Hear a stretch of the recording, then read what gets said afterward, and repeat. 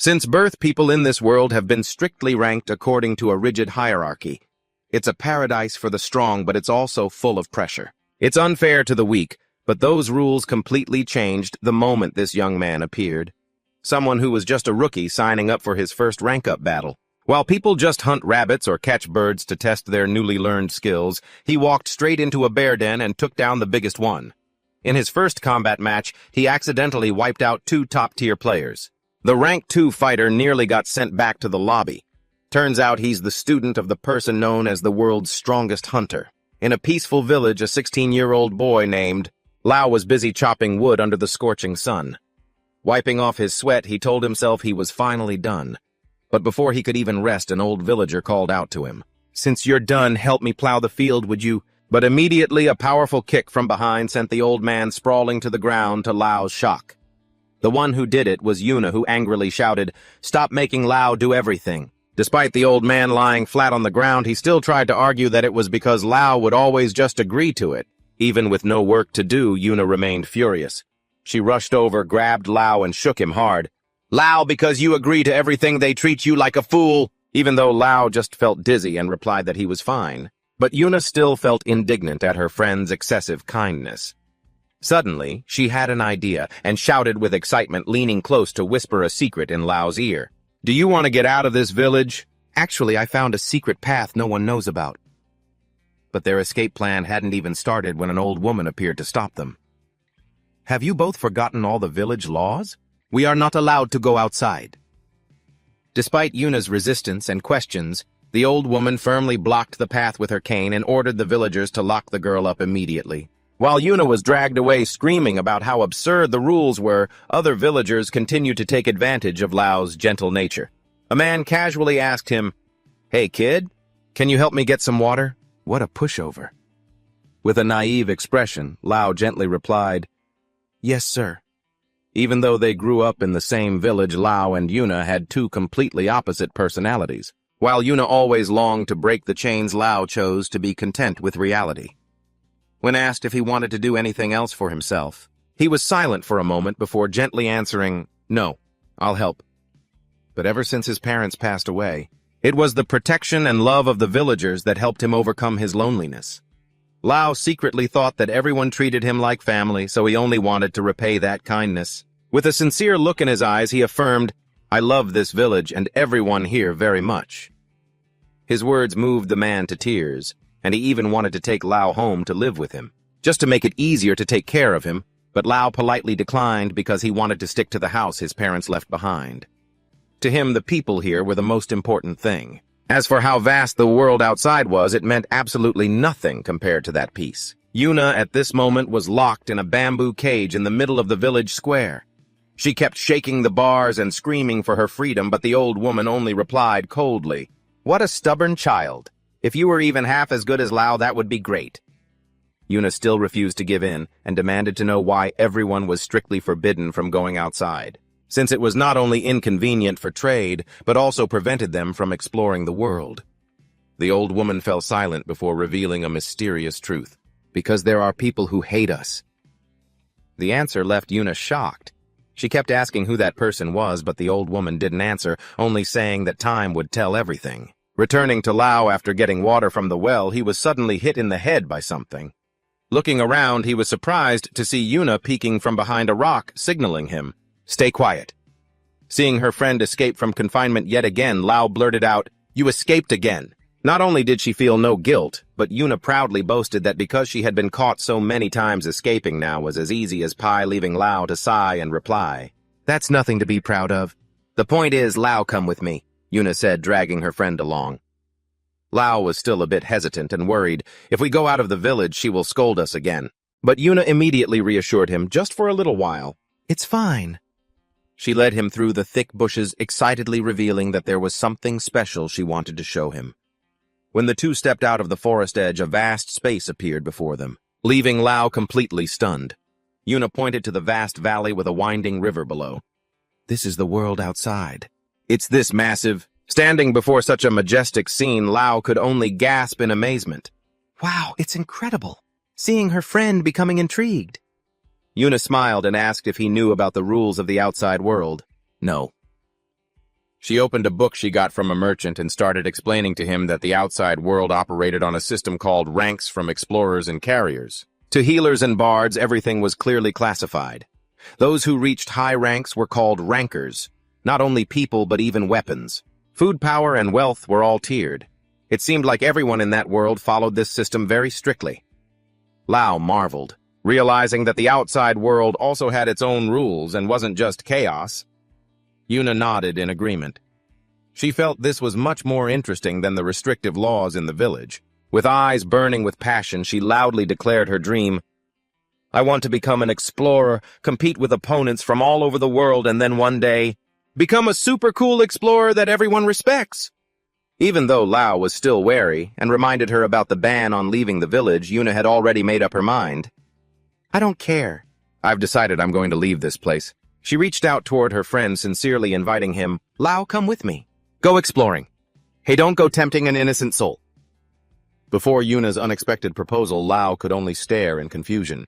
Yuna insisted that Lao should go out too. Then, remembering back to when they were 5 years old, how Yuna was attacked by a giant bird, and it was Lao who bravely saved her life in Yuna's memory of that day. Lao had unleashed an incredibly powerful blue energy to drive the monster away, yet Lao himself claimed to have no memory of that event at all.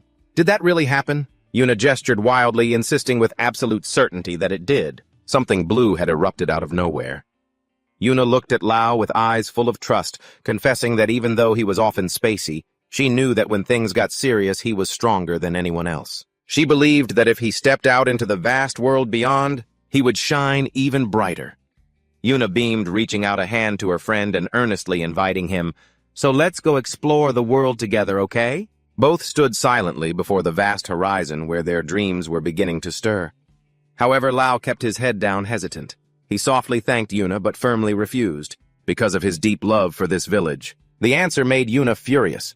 She hit him, scolded him for being a stubborn idiot, and not wanting to care anymore, she turned her back and walked away, not forgetting to leave behind a challenge. Go ahead and live in this village your whole life then. Watching his friend's back fade into the distance, Lao could only tell her to get home safely.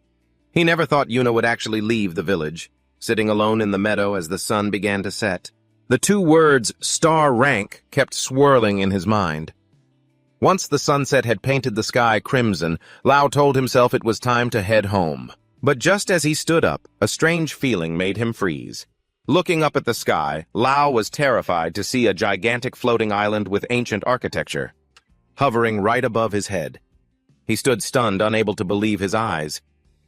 What was that? Suddenly, the island emitted brilliant blue electric currents and fired down a massive, powerful beam of light. He could only scream in horror as he witnessed such a shocking sight. But then the beam of light vanished as quickly as it had appeared, leaving the sky silent, as if nothing had happened. Lao scrambled up, trembling, amazed, to realize the giant island had completely disappeared. It left no trace. It came and went as quickly as a gust of wind. He ran for his life through the forest, his heart pounding as if it wanted to jump out of his chest. In Lao's mind, there was only one thought. It's okay, there's no way anything happened. He reassured himself, calling out Yuna's name, his grandmother's, and all the villagers. But as he reached the edge of the cliff, his feet stopped dead at a horrifying sight. The entire village had evaporated, leaving behind nothing but a hollow, eerie abyss. Lao's face went pale, and he gasped in ragged breaths. What is happening? Not believing the reality before him, he wept miserably, calling out for Yuna and his grandmother in vain. His screams echoed, but there was no response. In his utter despair, the memory of Yuna's smile and the villagers' promise to treat him like family flooded back, squeezing his heart. Lao collapsed to the ground, letting out a heart-wrenching scream amidst the blood-red sunset. Everything had been destroyed in an instant. Going insane would be an understatement. He sobbed, asking the heavens why. Why did it have to be this way? Just then, heavy footsteps echoed from behind. A man with a rugged appearance carrying a sword at his hip walked over quietly. He looked down into the abyss with eyes full of regret. He muttered to himself, "Damn it, I'm late again." I could only stand by and watch. Realizing the stranger's presence, Lao looked up with tear-filled, bewildered eyes. The man looked away, trying to suppress a sigh. "I know you're hurting, kid, but don't worry, that island is gone now." Hearing the word island, Lao seemed to snap back to reality. He lunged and grabbed the man's jacket, interrogating him with agitation. "The island from before, do you know what happened?" "Tell me." What happened to this village, to the people? What is that thing? Instead of answering, the man handed him a piece of paper and said coldly, "Leave this village. Go to the place written on this. Then you will be safe." Lao wouldn't have it. He grabbed the man's collar and shouted, "Tell me I know." His anger made the man snap.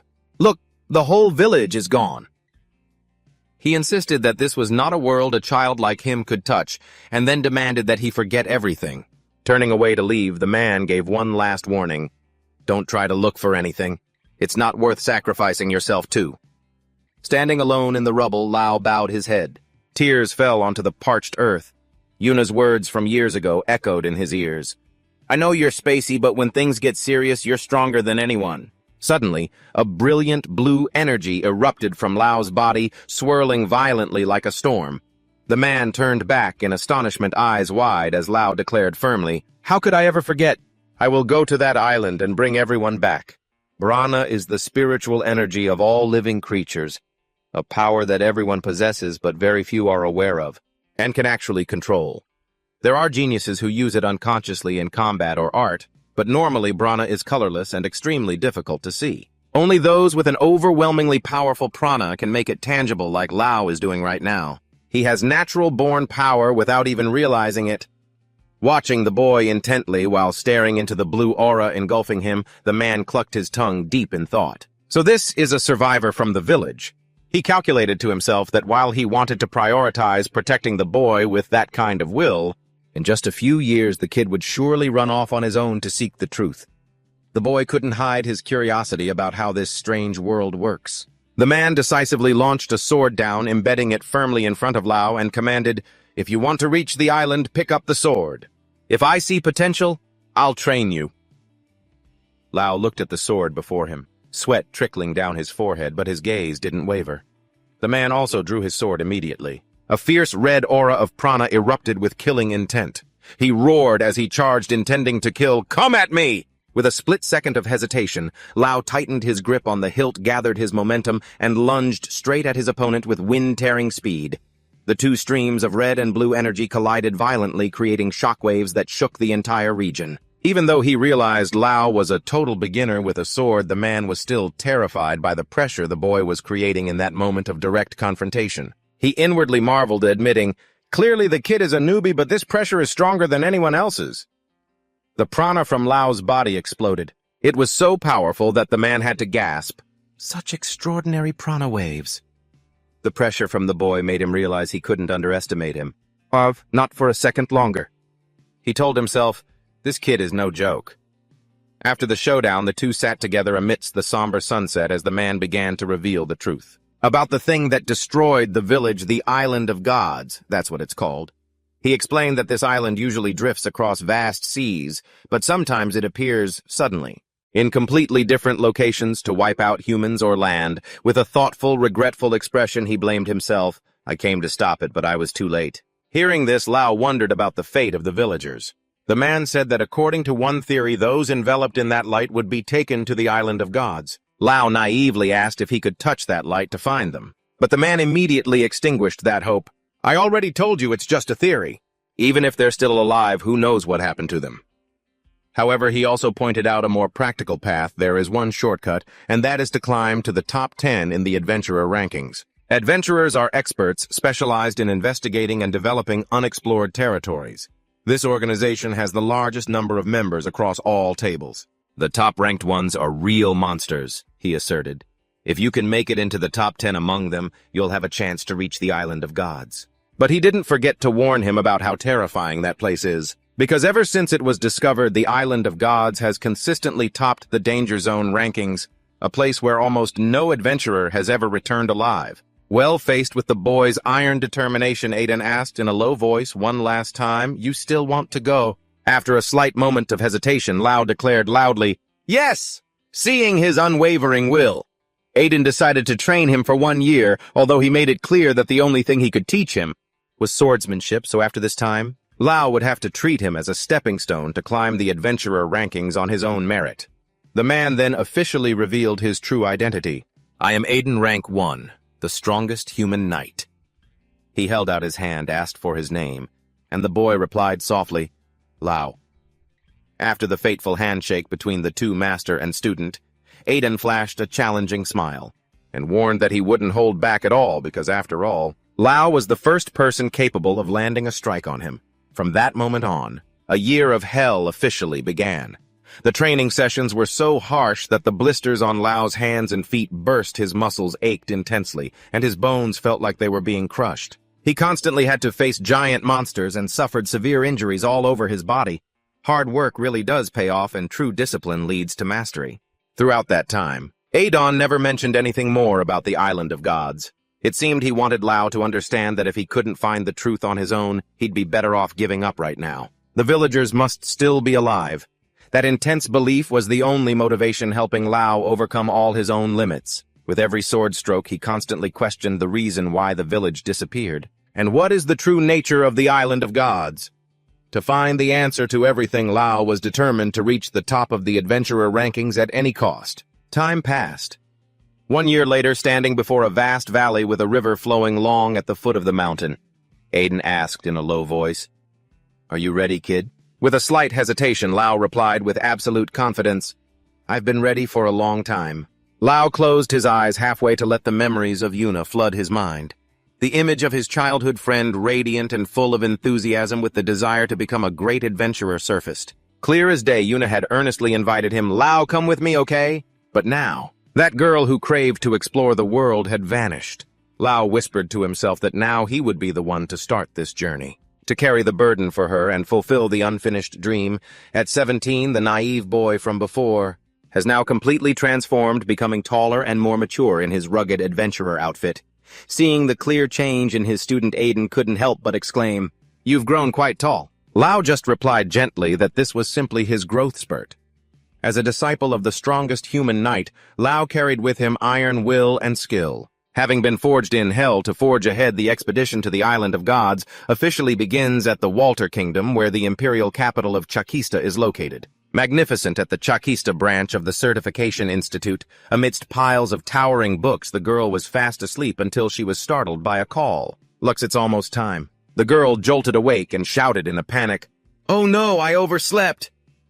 As she hurried down the hallway, she was reminded by the colleague walking beside her. "Did you stay up all night researching rankings again?" The girl immediately retorted, "So what? I'm a certifier after all." The woman warned her in a stern voice that precisely because she is a certifier, she must manage her state well, as her position determines the rank and status of so many people. Being a certifier is a profession respected by people all over the world, requiring deep knowledge and fair judgment to update rankings appropriately. This is one of the hardest jobs in the world.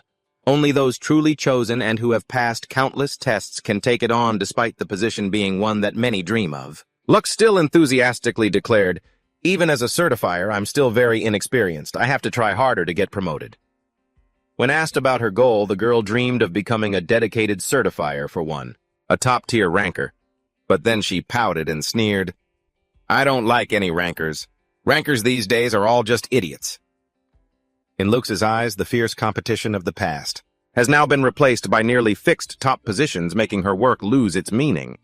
She clenched her fist firmly, asserting that only with innovation can rankings have value. But only when talent appears can there be change. Seeing the passion of her subordinate, the woman smiled and led her to a large door. "That rising star will be one of these people." The door opened to reveal a hall packed with people taking the Explorer ranking registration test, to Lux's surprise at the sheer number of candidates this year. Her colleague explained that the main reason was that the Azaban Forest had just entered the Dangerous Zone rankings last month, attracting countless people wanting to try their luck. Lux nodded, observing the crowd. "I understand. There are many potential candidates this time. Among them, the most prominent is Audakas, leader of the Red Wolf Mercenary Guild, who currently holds rank 753 in the mercenary world, followed by Eddie Marksman, a genius marksman ranked 402nd from the famous Marksman family, where his father once held rank 2 and his brother is currently at rank 7 with an amazingly fast archery speed. Eddie is expected to have an extremely bright future. Not only that, this exam also attracts countless rankers from different fields, from merchants, knights, sailors, to even guides. "So cool, absolutely perfect," Lux declared smugly. "Hehe, after all, I am a certifier. Just by looking, I can tell what rank they belong to." Lux continued to rattle on about the Explorer Ranker title, something every ranker craves to be able to enter special territories like the forest. Azaban. Just then, the bell at the reception desk rang, cutting off her flow of excitement. The woman smiled to greet the guest. Standing in front of the counter was Lou. He calmly said, "They told me to come here to register for a ranking." The woman began to explain thoroughly that ranking is a system managed by the Certification Institute with certifiers, sent everywhere to test ability and determine the rank of rankers. Although you can update your rank anywhere, there is a certifier. The initial registration must be done at the Institute. Just in time, the test is about to begin. Would you like to participate? Before the woman's invitation, Lou nodded in agreement. Yes. He quickly filled out the information on the form and paid the exam fee of 3,000 mail. After completing the procedure, the woman gave him contestant number 53 and directed him to the waiting room. As Lou brushed past to enter the exam room, Lux couldn't help but stare at the back of the young man. Unfamiliar, she secretly wondered why in this day and age there were still people who didn't know what the Certification Institute was, making the woman laugh because it had been a long time since she had to explain it from the beginning.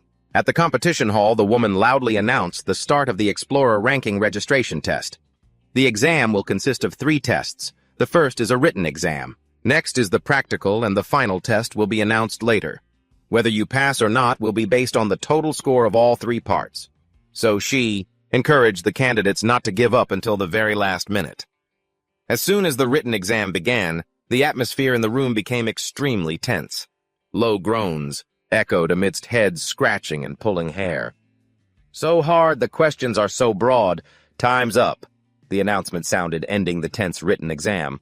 The woman collected all the papers and announced, "The practical exam will take place in 2 hours at the forest on the outskirts of town." While the candidates rested, she asked Lux to lend a hand in grading to keep up with the schedule. Lux happily agreed, but when she flipped to paper number 53, she suddenly froze.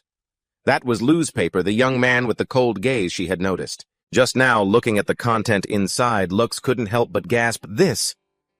Hitting her eyes was a sheet of paper with bright red cross marks from top to bottom. From questions about routes to identifying magic beast symbols, Lou answered everything completely wrong or bluntly wrote, "I don't know." Everything was wrong. She sighed in frustration, secretly praying for the country bumpkins who were struggling with this overwhelming memory test. So his written exam is a failure, huh? 2 hours later, the practical exam officially began in a dense valley. The content of the test is treasure hunting, requiring candidates to search for and bring back items on the list. Listed on the wooden board, the score will be calculated based on the rarity of the item in the right column. The higher the point, the greater the rank. The judge also emphasized strict rules. Fighting among candidates is strictly prohibited, and the first person to touch an item becomes its owner. Meanwhile, the crowd of participants begins to brag boastfully about their knowledge, about medicinal herbs or their insect-collecting skills. The moment the start signal echoes, everyone bolts into the deep forest at breakneck speed. Meanwhile, Luke and the examiner watch from afar, observing that with the exceptional movement skills displayed by this year's batch, perhaps half of them will meet the requirements. When asked if she has her eye on anyone, Luke only sighs in disappointment, as she hasn't seen any real talent that truly impresses her yet.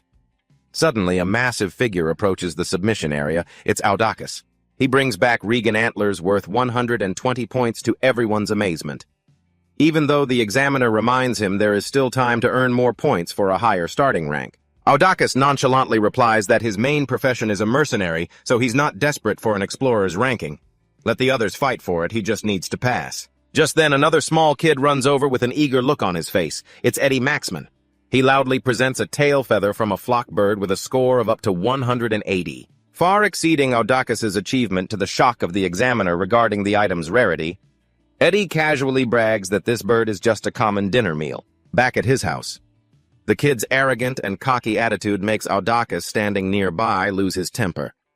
Eddie nonchalantly taunts Audacious, saying that the bird flies at 500 kilometers per hour. So the guy's eyes couldn't even track it. He even sarcastically remarks that the mercenary should just work as a clown instead. Facing such provocation, Audacious roars in anger, wanting to test him. Witnessing this scene, Luke only thinks to herself that mercenaries are often very arrogant about their strength. Suddenly, a strange sound makes everyone look back. Lou is walking along, looming large. dragging the carcass of a giant bear in everyone's shock. He calmly drops the body and asks, "I didn't know how to extract the red bear's gallbladder, so I just brought the whole carcass here. Is that allowed?" The examiner can only stutter in agreement. The red bear's gallbladder is worth 300 points. Other candidates begin whispering about the fact that this kid could single-handedly take down a monster like that. Luke approaches, praising Lu's practical knowledge while not forgetting to bring up his disastrous written exam. When asked, Lu simply replies, since this animal often appears near his village, that's how he knew the answer. The reply makes Luke curious about the village he mentioned. No point in asking about it now. It's already been wiped off the map. A man standing nearby is still shaken, having accidentally witnessed the whole thing, but he cannot find the words to speak in his memory. The ferocious red bear had charged in to attack, but the moment Lu drew his sword, a flash of blue light moved with terrifying speed. Before anyone could even realize it, the bear was taken down in a single blow. Luke looks at Lu pensively. It seems she has noticed something unusual about this young man. An hour later, all candidates are gathered for the final round. The location is a giant arena deep underground, standing in the middle of the arena. The examiner sternly asks if everyone knows what an explorer should be most wary of, then provides the answer herself. Not magical beasts, but humans. She explains that during exploration, the real threat often comes from bandits and looters. Therefore, combat strength is a vital factor. The final test is a simulated battle where candidates will directly face each other. Even though she insists the goal is only to determine ability, and that winning or losing doesn't matter, the atmosphere remains extremely tense. Eddie secretly realizes the reason the organization kept this a secret until the very last minute was to prevent candidates from cheating in the previous practical test. Old Ginger is truly spicier. That's why they are the masters. Hey, you fight me. A burly mercenary challenges the black-haired man standing next to him. He mocks that during the previous test. The guy only knew how to pick up rocks, then spews insults. I heard the mercenary ranks are full of thugs who like to brag. What are you, some third-rate nobody? Not waiting for the opponent to respond, he roars, intending to crush his rival, but immediately a lightning-fast strike makes him collapse. The black-haired man calmly sheathes his sword, coldly replying, "Sorry, I couldn't hold back my anger." Witnessing that scene, the examiner is shocked. Even though this person didn't pass the previous tests, the strength of a third-grade mercenary in the official rankings is truly a monster that cannot be underestimated. The examiner secretly assesses that candidate Audacious is even more hot-tempered than his appearance suggests, and perhaps only the genius Eddie is strong enough to face him. Just then, Luke approaches and makes an unexpected suggestion. "You know, can I choose the opponents for that guy?" Her eyes are directed toward Lu, the young man who took down the red bear in a single move. After the intense matches of the other candidates, match number 8 is officially announced. Number 27 and number 41 will form a team to face number 53. What kind of game is this, 2 against 1 that's just asking for a massacre? This arrangement makes both the black-haired man and Eddie feel insulted. They roar, "Are you ladies out of your minds? It's been a long time since I've been underestimated like this." Even the examiner anxiously asks Luke if that's really okay. Yet as she smiled with excitement, her eyes shining brightly while looking toward the arena. Perhaps if I'm reading this right, that person is a total monster. The lopsided match between a rookie and 2 well-known rangers started attracting every gaze from the stands. Standing opposite is Audacious, the young captain of the Red Wolf Mercenaries. He is no mere amateur, having single-handedly wiped out the 62nd ranked Camo Crime Syndicate last year, taking down the boss and 7 high-level subordinates all by himself to build his reputation. Standing gloriously alongside Ao is Eddie Maxman, the young master of the prestigious Maxman Archer clan, rigorously trained by a father who once held the 2nd rank in the world. Eddie is a true genius, having made it onto the rankings since he was 5, with elite skills that match his pedigree. Both of them are incredibly formidable opponents, and the adversary of these 2 monsters is just a young, unknown boy. How could those 2 ever stand such an insult? Under the suffocating pressure of the arena, Lu calmly drew his sword. A brilliant blue prana current began to coat the blade with immense power. As soon as the start shout rang out, Eddie immediately got into his battle stance. He pulled back his bowstring, aiming with the speed of a prodigy. The arrow tore through the wind, but Lu just needed a gentle swipe of his blade to swat it away. Not letting his opponents react, he dashed forward at terrifying speed. Audacious also quickly swung his curved blade to join the fray.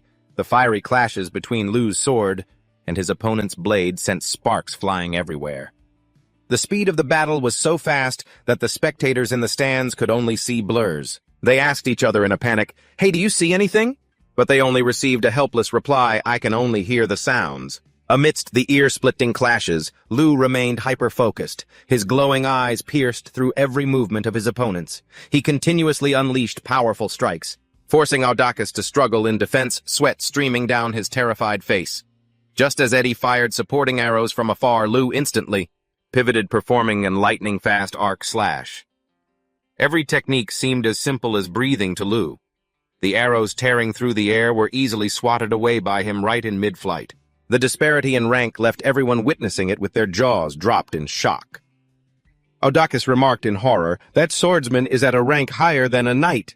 Eddie trembled, agreeing that he had never met anyone with such terrifying ability before. Facing the astonishment of his opponents, Lu coldly asked, "Are you two also linked to the rankings?" Eddie immediately replied, "I am Archer rank 402. And Ao introduced himself as mercenary rank 753. Hearing this, Lu whispered softly, "I see. So if I defeat both of you, I'll reach a 3-digit rank immediately."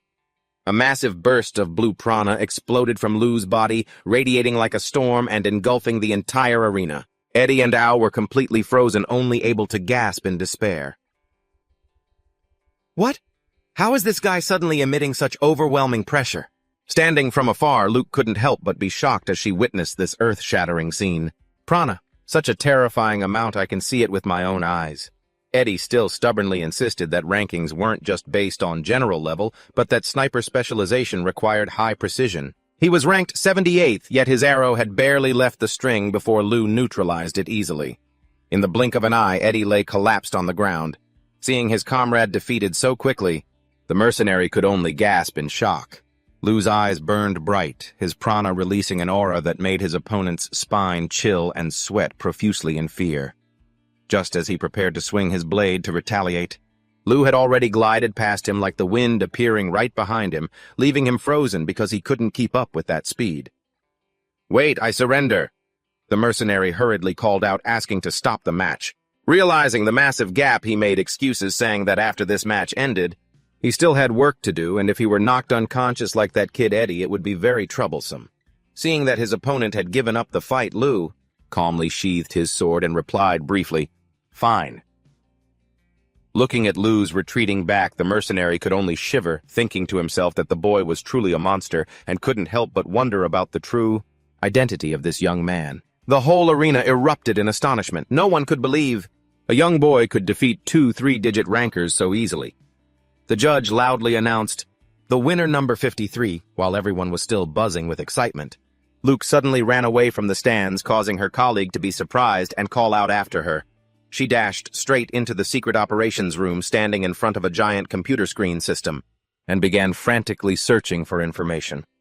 Luke hacked into the exclusive recognition database to learn about contestant number 53, and she was shocked to see the name Lu Tooley, 17 years old. But there was absolutely no prior ranking registration data for him. With such incredible skill, this seemed impossible.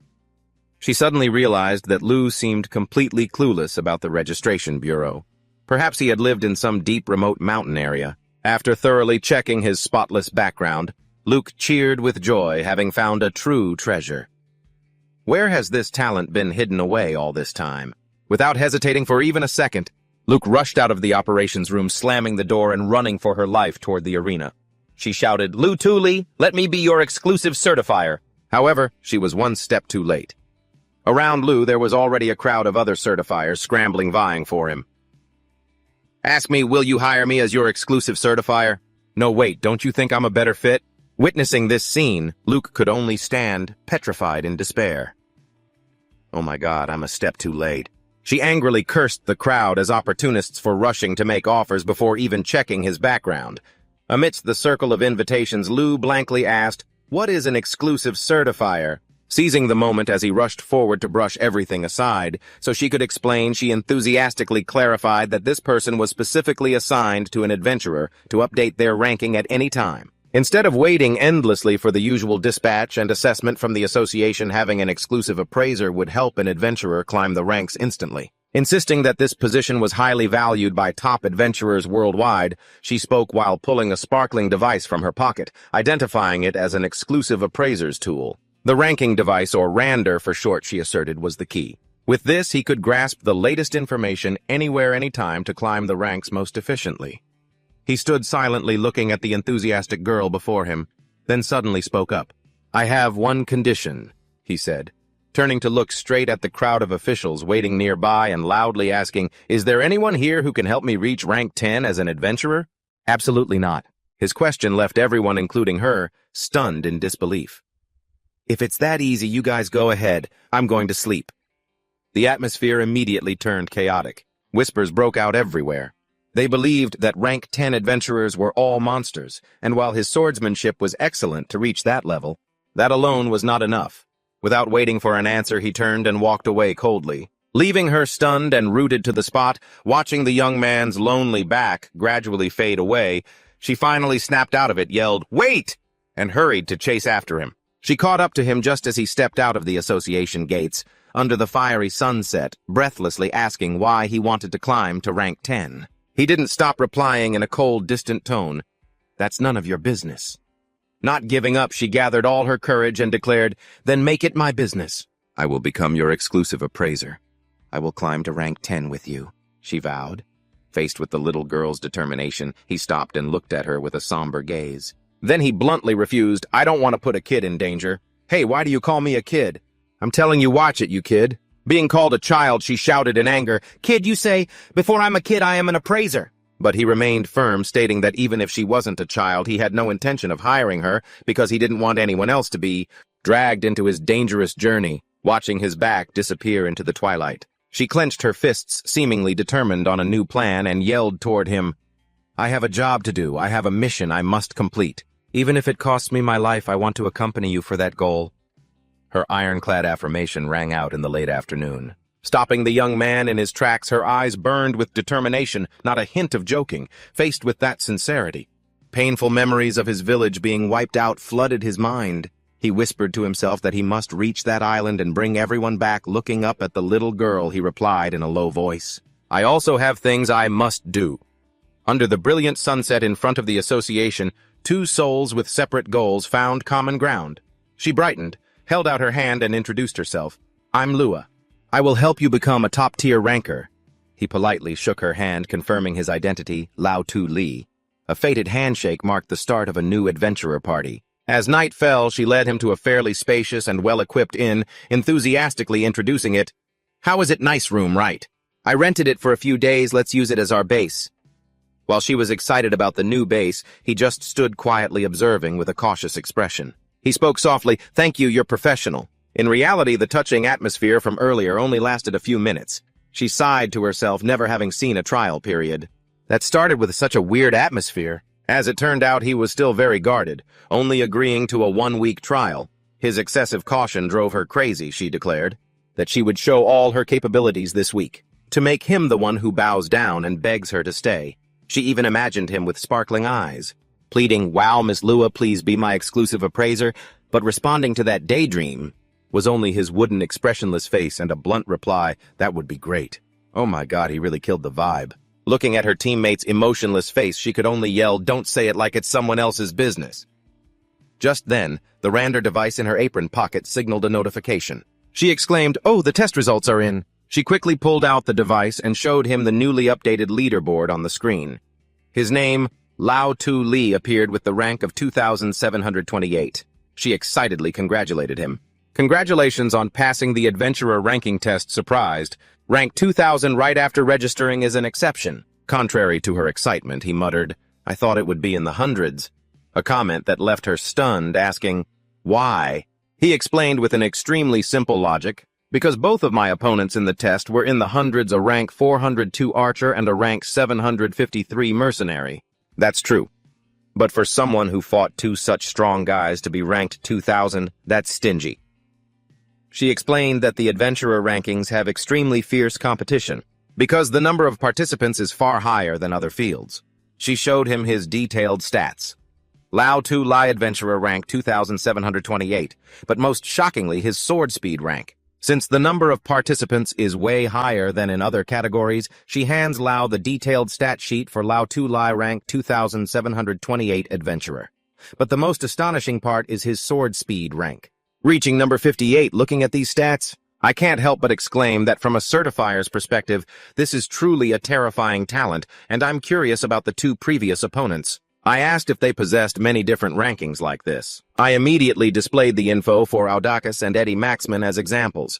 He's not just a rank 753 mercenary, but also holds other positions like rank 521 swordsman, rank 209 special cleaner, or even rank 86 trusted crime boss. Meanwhile, Eddie, besides the title of rank 402 archer, is also a rank 78 sniper and a rank 19 mushroom cultivation expert. Having many rankings means more job opportunities, but Lou flatly declared he doesn't want a job. I realized that even though we just met, I understood part of Lou's character. He wants to climb to rank 10, adventurer by the shortest path, just to reach his only goal, reaching the nobility. I was stunned. Why did he know that secret? I explained that it's the exclusive privilege that only those in the top 10 adventurers can receive. I suggested that after the trial weekends, Lou should tell me his real reason, and in return, I'll reveal my own situation to make it fair. Although admitting it is a bit hard to explain to someone new to the ranking board, I still said in a low voice that what I'm pursuing is the dark side of this ranking system. Seeing Lou still looking blank, I quickly changed the subject, wondering about the source of his strength and the extraordinary sword techniques he possesses when Lou calmly revealed that a year ago. He was a disciple of a knight named Aiden. I was so shocked I yelled, "Aiden!" I couldn't believe my ears when I heard the name Aiden, the man known as the Rank 1 Knight, the strongest human on Earth. I grabbed Lou by the collar and questioned him in utter disbelief, but he just naively replied that Aiden introduced himself to him like that. Although I insisted that reaching this level in just 1 year is shocking news, Lou still casually thought that 1 year is a very long time. It left me speechless at his indifferent expression. Talking to blockheads like this? Maybe talking to my own knees would be more interesting. I shouted in astonishment. Aiden is a swordsman famous for not teaching his techniques to anyone. I explained that countless people have been rejected after begging for his instruction. If there were a ranking for refusing disciples, Aiden would definitely be at the top. Rumor has it he does that to pass it on to the next generation of rank 1 knights, causing many others to risk their lives climbing ranks just to be noticed by him. I looked at Lou in disbelief and blurted out, "But who would have thought you'd inherit it? Other knights would faint if they knew about this." Seeing Lou naively ask back, "Is he that great?" I roared. "Of course he's at the top, meaning he's the strongest in the world. I can't believe it." I grumbled at Lou's stiff attitude. "Seriously, you're just blanking out again," I muttered. "How were you raised? I have to look at the data again." Just as I checked the device, I muttered in suspicion when I saw the name Tully appear in the registry for the first time. I wondered if this was a fake alias. Memories of the conversation with his master flooded back. When asked what his last name was, Lou also blankly asked, "A last name? What's that?" which made Aiden click his tongue. Thinking it was due to cultural differences, Aiden sternly warned him, "If you want to reach the nobility by the shortest path from now on, tell them your name is Lou Tulidi." He warned that this is very dangerous, but if successful, important clues will find you. Standing before the giant abyss where the village once existed under the sunset, Lou softly replied, "I understand." Returning to reality, I silently realized this definitely wasn't a fake alias. With sad eyes, Lou softly explained, "Tully is the last name of my noble family." Realizing the importance of this name to Lou, I softly replied, "I understand. Thanks for letting me know." The night had grown late. Lou prepared to rest and reminded me, "Let's rest for today. The certifier's work is also done for now." Seeing me still wearing my brown hat, he nonchalantly said, "You should take your hat off." I breathed a sigh of relief as I took off the cumbersome thing, but the moment I removed my hat, Lou froze. He stammered, "You are a girl."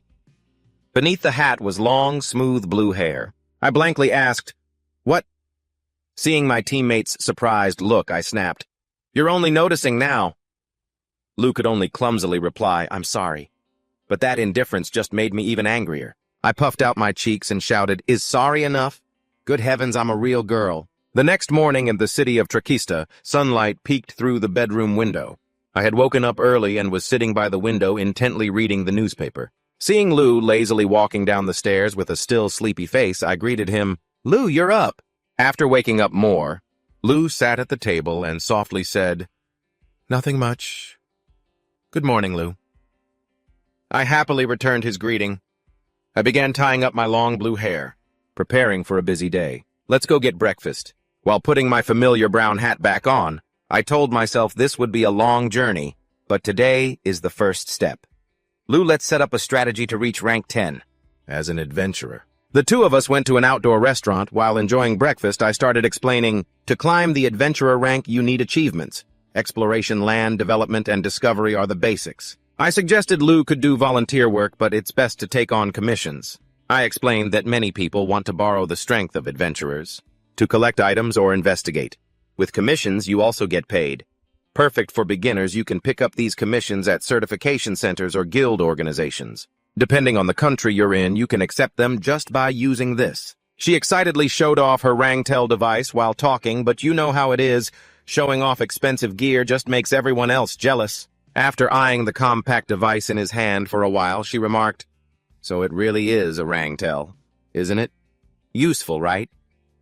Seeing him start to get interested, she immediately tried to rope him in. "See, if you become my exclusive certifier, you can use it freely. Think it over. Are there any commissions that let you rank up quickly?" She explained that the fastest way was to take on high-difficulty missions, as the Certifier Bureau provides a rough estimate of how much each commission impacts your rank upon completion. He scanned the list of missions on the screen marked with ominous skull icons for danger. He pointed at the top row and said decisively, "I'll take the one at the very top." She curiously checked the details to see what it was. Retrieve a secret treasure from the Rokiana Underwater Temple Rank 7 Danger Zone. As soon as she read it, she slammed the table and jumped up in a panic. She shouted across the restaurant, "No way! You can't do that right now." No matter how hard she tried to stop him, he replied calmly, "How would I know unless I try?" But she was dead set against it. "You don't need to try to know it's impossible," she yelled, slamming the table again, full of worry. "Trust the eyes of a professional certifier. This commission is way too hard for you right now. You'll be dead before you even rank up." Ignoring her, he just kept eating and replied calmly, "Even so, let me give it a try. It's the top of the dangerous areas, the island of the vassals, right? You can't just hide from a place like that." Her stubbornness left her feeling helpless. She thought to herself that she had to find a way to convince this guy at all costs. Just then, a deep, warm voice from behind interrupted their argument. "Looks like you're in trouble, kid." She was startled, turned around, and exclaimed in surprise, "Lao!" The man smiled and greeted her. "Long time no see." Seeing her still blankly asking who he was, she immediately introduced him. "This is Lao Bluewood, a top-tier rank 11 adventurer. You know that out of all the adventurer rankings, the adventuring profession has the most people, and those at the very top are monsters you can't afford to underestimate. And Lao is one of those monsters." He quietly calculated, if this man is rank 11, then he only needs one more rank to be eligible to challenge the Island of the Gods. Sensing a once-in-a-lifetime opportunity to teach him a lesson about real strength, she suddenly had a bold idea. She grabbed Lao's hand and begged earnestly, "This is perfect, Lao. I need your help. Please beat him. Show him what he's dealing with. Stubbornness won't get him anywhere." Soon after, both of them were at a massive underground arena. Lao stepped onto the field and asked casually, "Kept you waiting?" As Lao approached holding a long spear, he explained that since he rarely accepted sparring matches, he had to borrow a weapon. "It's a bit light, but it should be fine." Standing before such a high-ranking senior, he bowed politely. "Lao, nice to meet you." Seeing this, Lao reminded him, "You can talk casually. The adventurer rankings don't really require all that formality." He revealed that she was actually the one who had updated his ranking in the past. Lao didn't hold back his praise, calling her an incredible certifier who not only possessed deep knowledge but was also extremely dedicated to creating the most accurate rankings. "It's a passion I haven't seen in any other certifier. If it's a request from her, I'm more than happy to oblige. She seems to really care about you." Facing the pressure from a rank 11 powerhouse, sweat rolled down his cheek. He could sense the overwhelming power of his opponent. Just by looking, he knew he was strong. "The moment I rush in, I'm going to get skewered by that spear." Seeing him frozen by the killing intent, she worriedly called out his name. She continued to encourage him. "This is a great opportunity. At the very least, you need to know how vast this world really is." Hearing this, his eyes hardened with determination. He replied silently, "If it's about the vastness of the world, I already know." Instantly, a brilliant blue flow of prana erupted, enveloping his entire body like a raging flame ready for the lopsided duel between a rank 2 728 rookie and the rank 11 powerhouse Lao Bluewood. She raised her hand high and clearly signaled the start. Immediately, two shadows collided in a flash. Sword and spear clashed, creating violent sparks and a deafening sound. Lao was stunned to see him move at an unimaginable speed. He silently appraised his opponent's technique. He's coding his hands and feet in prana to increase his speed. Even for a low-ranked amateur, he's not bad at all. Consecutive impacts shook the entire arena. Lao began to notice something unusual about his opponent's technique and wondered in shock. But this swordsmanship, it can't be. The secret technique of the Kensai school, the sword style taught to only one person in a lifetime. It's impossible. How could it be passed down to a kid like this? Realizing his opponent was distracted, he coldly reminded him, "Seems like you're losing focus in the middle of a fight." He swept past like a ghost, unleashing a sword strike. The power forced Lao to brace himself. Lao calmly declared he still had plenty of energy left, completely opposite to his own expression, which was beginning to show signs of fatigue. Lao was privately shocked, admitting that despite his own wealth of experience in terms of sheer prana capacity, the boy in front of him had completely surpassed him. Moreover, the energy fluctuations from his body had a strange quality he had never seen before. Lao stepped back to create distance and suddenly asked, "What race are you?" Before he could even respond, he insisted, "Don't bother faking it, because that peculiar prana fluctuation isn't something that can be achieved through normal means." Lao sighed and then gripped his spear tightly, declaring, "If you don't want to talk, I'll just have to find out for myself through our fight." "Next up," Lao said in a low voice, "I wonder if you can use skills." Confusion washed over him instantly as a heaven-shaking explosion of fire energy erupted. A barrage of blazing spears appeared surrounding Lu in the brilliant radiance of a legacy technique. Looking on from afar, the Blue World adventurer witnessed this overwhelming display of power, her heart seized with panic and concern for her comrade's life. Lu stared intensely at his opponent, cold and focused. He warned that without the proper skills to defend against this, Lu would undoubtedly perish under the barrage. Facing the might of an 11th ranked master, Lu gasped as the fire spears tore through the air toward him. He quickly dodged and unleashed a lightning-fast counter-slash. However, because there were so many, he couldn't block them all and was wounded. Lu regained his composure, his voice dropping as he stated firmly, "That won't work. Ordinary sword skills won't stop this technique." No sooner had he finished speaking than he snapped his fingers and hundreds of blazing fire spears instantly materialized in the air, encircling Lu from every direction. Under the crushing pressure, sweat dripped down Lu's cheek, yet his eyes ignited with determination. In that tense moment of confrontation, memories of his master's teachings, Aiden's words suddenly flooded his mind. Aiden had strictly reminded him, "Lu, you still haven't mastered your prana, but once you do, you will gradually be able to use these techniques." While Lu was still confused and asked what technique, Aiden had already drawn his sword and ordered him to watch closely. Returning to the present, a brilliant surge of blue prana exploded fiercely, coating his entire body and sword. With eyes burning with energy, Lu poured everything he had into unleashing the crescent slash. A colossal wave of energy, a storm wind, surged forth like a deep blue tornado, leaving Lao completely stunned by this sudden eruption of power. Lao gasped in shock. So fast! Lu's speed had far exceeded the normal limit. Lao realized this was a high-speed strike that the naked eye couldn't track. But with the instincts of an 11th-ranked adventurer, he managed to pivot and defend in time. The gap in experience and strength began to show as Lu was repeatedly pushed back. Pummeled by powerful strikes, he was knocked into the air and crashed heavily back to the ground, kicking up clouds of dust. He watched as the young man struggled to get back up. With a gaze full of resolve, Lao said in a deep, admiring tone, "Impressive." Then cold once more, he declared, "But this wall is too high." Instantly, hundreds of burning spears appeared. They locked down the sky, forming a massive formation that engulfed the entire arena. Witnessing this destructive technique, Sharper. Luke, standing outside, could only watch in horror, fearing for her comrade's life. Caught in the jaws of death, Lu looked up with a stunned expression. Lao stared deep into his opponent. He delivered a final warning, Don't underestimate the adventurer rankings. How do you think? I climbed into that top seat. Under the suffocating pressure of the spears raining down, Lu could only spit out bitterly, "Damn it!" A series of explosions erupted, shaking the ground as debris and dust flew everywhere. It completely blocked his vision as the energy storm gradually faded. The scene was left with a deep, scorched crater with spears of light embedded everywhere. Lu lay slumped in the center, completely unconscious and unable to resist, before the absolute power of the 11th-ranked Master Lao Bluewood strode forward with the poise of a winner. Leaving behind Lu, who lay motionless in the ruined crater, he walked toward Luke. He asked in a low voice, "Satisfied?"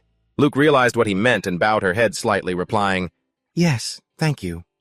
She looked toward Lu with a meaningful gaze, silently reflecting that after such a convincing defeat, he surely realized the harshness of the adventurer's world. Seeing her expression, Lao commented, "You're a smooth talker. You actually believed that boy would win." "Right." Faced with Lao's question, Luke could only blink and admit, "I thought it was possible." Lao mused for a moment and continued, "That faith, is it because he's Adon's disciple?" The remark startled her. "You knew." "With my level of skill, I can tell after just a few moves, can't I?" Lao explained that he had realized it early on. Upon witnessing the high-speed sword style Lu used, he recognized it as the signature technique of the Kenzuru school. The Kenzuru school was a unique legacy, where the strongest swordsman passes skills down through generations of knight adjudicators.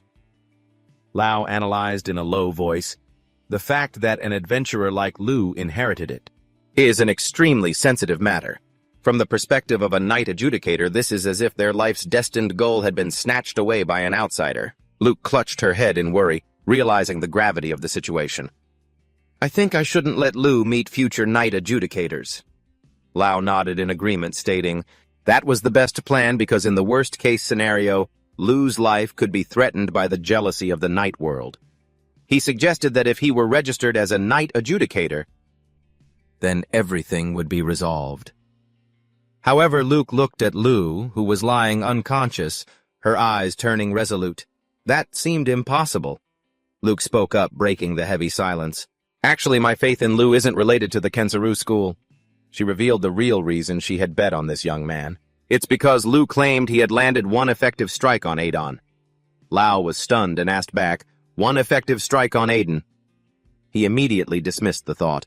He argued that with Lu's current skills, that was nonsense and impossible. Even though Lao didn't believe it, Luke remained determined to defend her stance. "I thought so too, but Lu isn't the type to lie." Lao fell silent, his eyes filled with deep thought.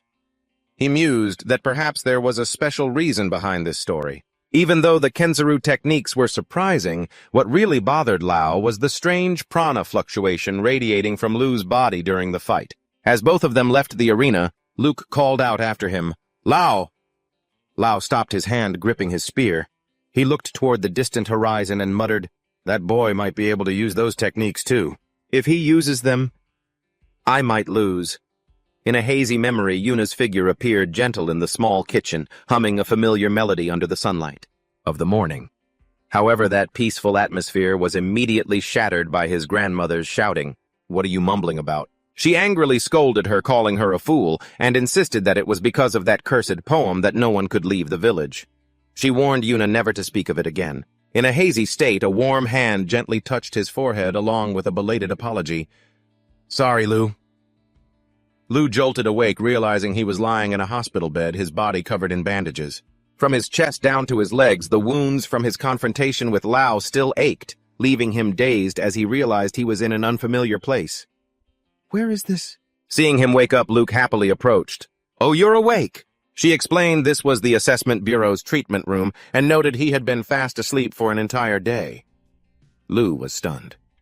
"An entire day?" Luke nodded, confirming he had been deep in sleep.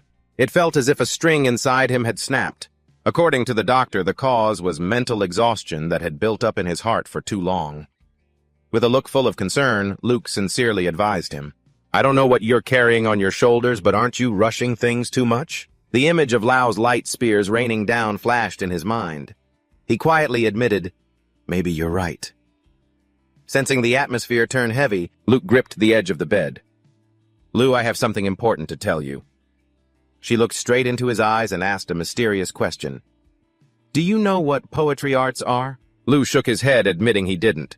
Luke then explained that poetry arts are a special way of utilizing prana that only certain tribes can use, and even those at the top of the rankings don't have many people who can use them. Lu asked in surprise, "Is Lao one of them too?" Luke nodded, confirming it. "He's a warrior of the Blue World tribe, a people excellent at hunting and living in the southern swamps." She explained that between tribes, there is a tradition of oral transmission through poetry, hence the name poetry arts. It is also closely linked to genetics, so it is usually very difficult for someone to acquire this power by chance. Luke looked straight into Lu's eyes and revealed a shocking piece of information. "Lao said you might possess it too." "Lu, can you guess why?" The question made Lu freeze. In his mind, the blurry image of a girl singing gently under the morning sun suddenly appeared. After a moment of deep contemplation, he quietly replied, "I think I might." Hearing his confirming answer, Luke jumped up with excitement, cheering, "Great!" The girl enthusiastically asserted that poetry arts are a wonderful trait for an explorer, and she became even more certain that with this ability, Lu could absolutely become a top-tier explorer in the future. Not wanting to waste another second, Luke quickly pulled out her device and announced excitedly, "All right, I found a mission that is perfectly suited for you, Lu.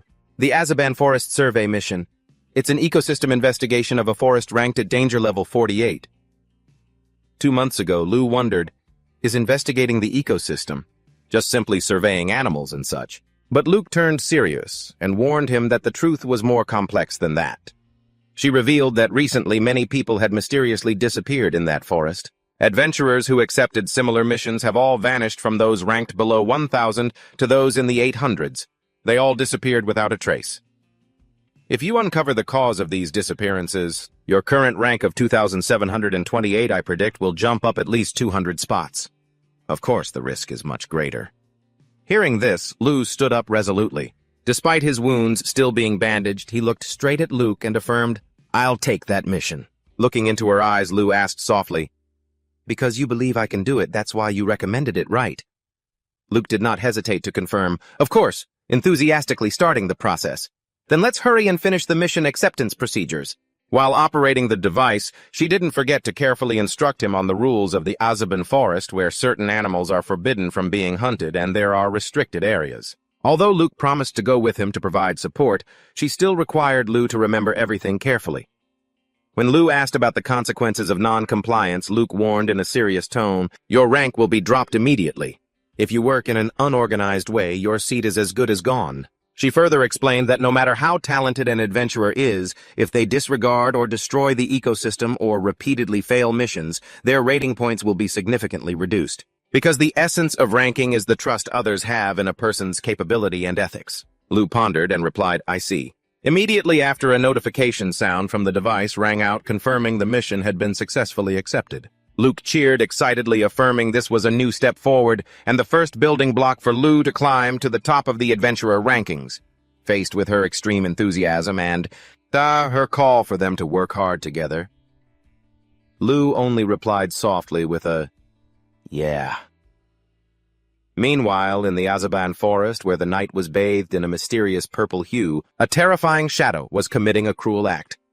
He coldly choked the life out of a poor man and growled, "Since you've seen me, there's no other way." The victim collapsed to the ground, no longer breathing. The perpetrator stood there nonchalantly as if he had just done something mundane. He looked down on the other person's life, thinking that with a small fry explorer like this, the Assessment Bureau certainly wouldn't bother wasting effort searching. Walking away, he mocked the idea of climbing the ranks seriously as a fool's game. His gaze stopped in front of an iron cage, holding a pure white unicorn. He calculated to himself that just by selling the precious horn of this creature, it would be enough for his rank to jump into the triple digits, easily.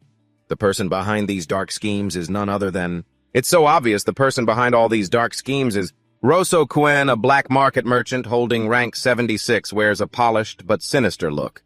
He arrogantly believes that raw power alone isn't enough to climb the ranks. He justifies his existence as an adventurer by claiming to help those suffering from the unfairness of the current ranking system. Standing next to him is Darken Iris. A rank 672 adventurer with a fierce look, he insists he will never give up this lucrative hunting ground, and he loudly declares he will climb all the way to rank 100 somewhere else. After heading toward the gate of the Azaban forest, Lu gets stopped by the guards for inspection. Calmly, he presents his ID card. The guard takes a look, mumbles, "Rank 2728, huh? An adventurer. Go on in." Walking through the iron gate, Lu starts explaining to the rookie about the brutality of this world. She says there are about 30,000 people on the leaderboard, but in reality, only about 20,000 are truly active, emphasizing that the adventurer rankings carry a completely different value and are much higher quality than other fields. Only the heavy hitters dare to dream of getting in here. Seeing Lu look puzzled about that value, she explains that a 4-digit rank adventurer here is equivalent to a 3-digit rank on other boards. In fact, the people holding 3-digit ranks here are even stronger than the two opponents Lu defeated in the recent exam. Shaking off the distant thoughts, Lu excitedly raises his fist to the sky and cheers. "Well, then let the adventure begin." Both head deep into the Azaban forest, a dangerous area ranked 48. The surrounding space is covered in a mysterious purple hue and filled with grotesque ancient trees. Lu suddenly stops, his sharp eyes scanning the surroundings before he says in a low voice, "This forest, it isn't normal." His keen sense surprises Lu. "You noticed already." She explains that for veteran adventurers, one look is all it takes to know how dangerous this land is. Lu explains that ordinary people can hardly recognize that danger. That's why the dangerous area ranking system was created. The reason the Azaban forest made it onto this list 2 months ago is extremely simple. Magical beasts exploded in number. They've gone through a population boom. Immediately, a pack of ferocious monsters from giant insects to bizarre-shaped creatures rushes out to surround them. Scared, Lu clings tightly to her friend's shoulder and shouts, "Lu, you have to protect me." Lu calmly draws his sword, his sharp gaze responding, "Leave it to me." Lu lunges into the middle of the monster pack with terrifying speed. A decisive sword strike slices the green monster, bearing its fangs in two. Lu continuously unleashes precise slashes, taking down a swarm of insects and magical beasts in the blink of an eye. The monsters fall one by one before the swordsmanship, mastered by the disciple of the strongest knight. Witnessing that overwhelming scene, Lu can't help but be amazed and asks, "Was that the skill Adon taught you?" Lu nods slightly, confirming that's right.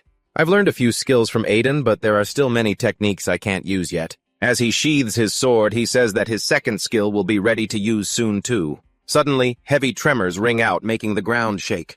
From the shadows, a colossal creature with glowing red skin emerges. It is a Brad Talk, the one holding rank 126 on the dangerous magical beast leaderboard.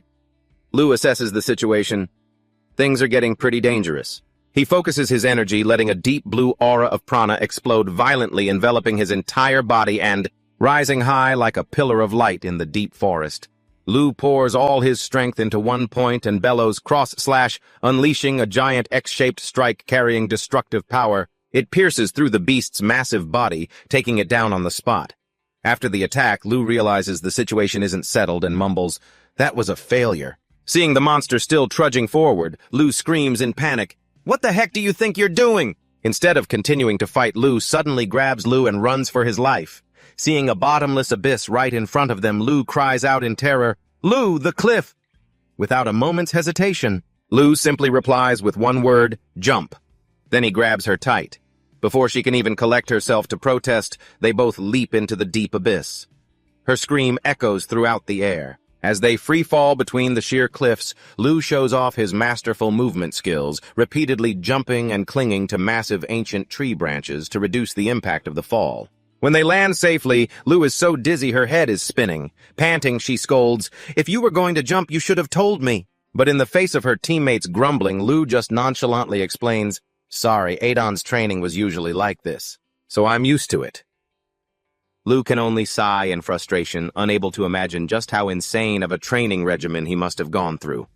The two continue to head deeper into a place, where the space suddenly becomes shimmering with magical blue lights radiating from the canopy. Standing before this mystical scene, Lu softly exclaims, "This place is..." And Lu excitedly affirms, "This is the area that needs investigating." After the Azaban forest was placed on the dangerous area list, the ecosystem investigation was restarted. About 80% of the investigation is complete, but 20% remains a mystery. That 20% is right here, where monsters are erupting in massive numbers and we are witnessing strange creatures from purple birds to winged beasts and glowing plants. Lau couldn't help but be amazed, standing there stunned. When Luke gently called out to him, Lau replied in a deep, thoughtful tone. "I've never seen animals or plants like these." Standing in the midst of this surreal landscape, Lau suddenly realized this was the very adventure that Yuna had always craved and invited him to join. Suddenly a strange noise came from the bushes. It made Lau immediately alert. He was about to draw his sword when Luke panicked and stopped him. "Lau, wait!" From the thicket, a massive white wolf with a brilliant blue horn on its forehead emerged. Luke looked at it stunned and exclaimed, "This magical beast!" Standing before the strange creature that had just appeared, Lau asked quietly, "I'm not allowed to fight it." Luke immediately stopped him in a panic. "Of course not!" She quickly pulled out her scanner to check its data and was shocked to realize this was a royal unicorn, an extremely rare species classified as a Tier 4 creature. And it's on the verge of extinction. It's on the red list. Touching it means a 5-year prison sentence easy. As she moved closer, Luke realized the creature was in pain from a large wound on its leg. She felt heartbroken. "It's hurt. Let me take care of it." Lau wondered if she could actually heal it. As Luke gently examined the wound, she explained that because adventurers often get hurt, she had learned some basic first aid skills. She was the one who had bandaged Lau after all. After looking at the weak eyes of the small creature, Luke decided firmly, "Lau, let's set up camp here for today. As an appraiser, I can't just leave this little guy behind." Faced with her determination, Lau just replied gently, "All right." Luke added, trying to make sure Lau didn't feel left out, "If you're wondering, protecting this royal unicorn is basically like an ecological survey. Don't get the wrong idea. It's not that I'm prioritizing it over you or anything." Lau just smiled and replied that he understood and didn't mind at all. As night fell, the two of them set up camp by the fire. Under the branches of a massive ancient tree, in contrast to the quiet of the camp, Lau quietly stepped aside to a corner to continue training. Under the moonlight, a brilliant blue prana current erupted. It covered his sword and his arm. Lau's gaze turned icy, focusing all his spirit on a single point. He called out in a deep voice, "Lotus Strike!" Immediately, a flurry of wind-tearing sword strikes was unleashed at terrifying speed. Despite his best efforts, Lau had to bitterly admit that it was useless. He collapsed onto the grass in extreme exhaustion, his sword slipping from his hand. The image of his defeat against Lau and those searing lances of light still haunted his mind. Facing the harsh reality, Lau could only mutter to himself in bitterness, feeling completely powerless. Looking up at the shimmering night sky, he understood that in his current state, he couldn't make it to the island of the gods. Lau reached out his hand as if to touch his distant dreams, a single burning desire boiling in his heart. "I have to become stronger." He suddenly remembered what Luke said about Lau noticing something special about him. Lau had said, "You have that technique too." Sitting cross-legged in the night forest, Lau softly repeated the technique, trying to feel the mysterious energy hidden deep within his body. Time passed, and as the dawn began to break, Lau was suddenly awakened by Luke's excited shouting. Lau rushed over and asked, "What is it?" He saw that Luke was looking at the unicorn, which was suddenly growling. The snow-white beast was now standing firmly on its feet. Seeing the clear change, Lau remarked, "It's stronger now." Luke explained that the recovery ability of a royal unicorn is very strong, so as long as it is treated properly, it will recover very quickly. She noted that because this is a juvenile, it should have been very friendly toward humans, but this excessive caution proved that its wound was caused by humans. She told Lau to look closely at the blue horn. There was a sharp slash mark, clear evidence that it had just been attacked by poachers. The horn of a royal unicorn was considered a panacea that could cure any disease. This led to large-scale poaching, causing them to fall onto the list of critically endangered species. Even with the bans in place, demand from the underworld still kept them being hunted ruthlessly under the name Unicorn. Suddenly, the beast growled and lunged at Luke, startling her, but Lau was quick as lightning, drawing his sword to stop it. An icy gaze and the pressure from his sword made the monster immediately tremble and recoil in fear. Frightened by Lau's presence, the unicorn turned and ran off into the deep forest. Seeing Luke about to chase after it, Lau calmly asked if she really wanted to do that. Luke insisted that even though it had recovered, its wounds were not fully healed. Furthermore, finding out why this species appeared in the Azaban forest was part of her biological survey mission. Lau quietly adjusted his red scarf, preparing to embark on the search. Luke worriedly told him to be careful, as the poachers might still be lurking somewhere in the forest. Hearing the word poachers, Lao stopped and asked a very pragmatic question. If I defeat them, will my ranking go up? Luke was a little surprised, but nodded, confirming that depending on the opponent's skill, a rank increase was entirely possible. I see. Understood. I'll defeat as many as I can. Lao decided firmly and darted off to track it. However, the beast's speed was so great that he lost its trail for a moment. He could only determine that it was heading in this direction. Suddenly, an arrow flew from nowhere, forcing him to dodge. As he landed, a stranger attacked him, shouting a threat. Your luck has run out, poacher! You caught us in a bad mood? Two swords clashed fiercely. Lao focused all his energy to deal with the aggressive attacker. Seeing the special energy coming from Lao, the stranger was stunned. The color of this prana! Amidst the tension, a loud shout rang out. Lao froze, recognizing the familiar voice, while his opponent also lowered his weapon and held up his hands in a gesture of truce. A truce, Lao asked, bewildered, wondering who it could be. From the tree canopy, a familiar figure emerged. It was Eddie and Ao, his old rivals from the exam. They were acquaintances, so they almost ended up fighting, Back to one day after the exam. The adventurer ranking registration was buzzing with activity. In the magnificent certification hall, the crowd was still hustling and bustling. Everyone was moving about with their own plans. Approaching the reception counter, the mercenary Ao spoke up clearly. I want to accept a quest. The receptionist quickly acknowledged him and asked, Yes, what rank of quest would you like to take? Adventurer rank, Ao replied in a low voice, but right at that moment. Hurried footsteps sounded, followed by an enthusiastic greeting. Hey, it's me, Eddie the young archer had just arrived and cut in. I'm here to accept a quest. The two of them were shocked to run into each other, caught by surprise. Then they both stood silently by the hallway window in an extremely awkward atmosphere. After a long silence, they both spoke at the same time to break the quiet. You. The tension began to escalate as neither wanted to back down. Ao snapped, You go first. But Eddie wasn't about to give in, retorting, You go first. Finally, Eddie sighed in frustration and cut straight to the point. Have you looked into the swordsman who took us down yet? Mentioning Lao, Ao shook his head. Yeah, but I couldn't find any information at all. It's hard to believe, but it's like he hasn't even had a rank until now. Forget it, why are you still so obsessed with him? Eddie hung his head. Even though it's like this, I'm still called a prodigy in the archer rankings, you know. He bitterly confessed that it was because of Lao that his pride had been deeply wounded. The feeling of being overwhelmingly defeated by a nobody who didn't even have a ranking. Benye was truly too big of a shock.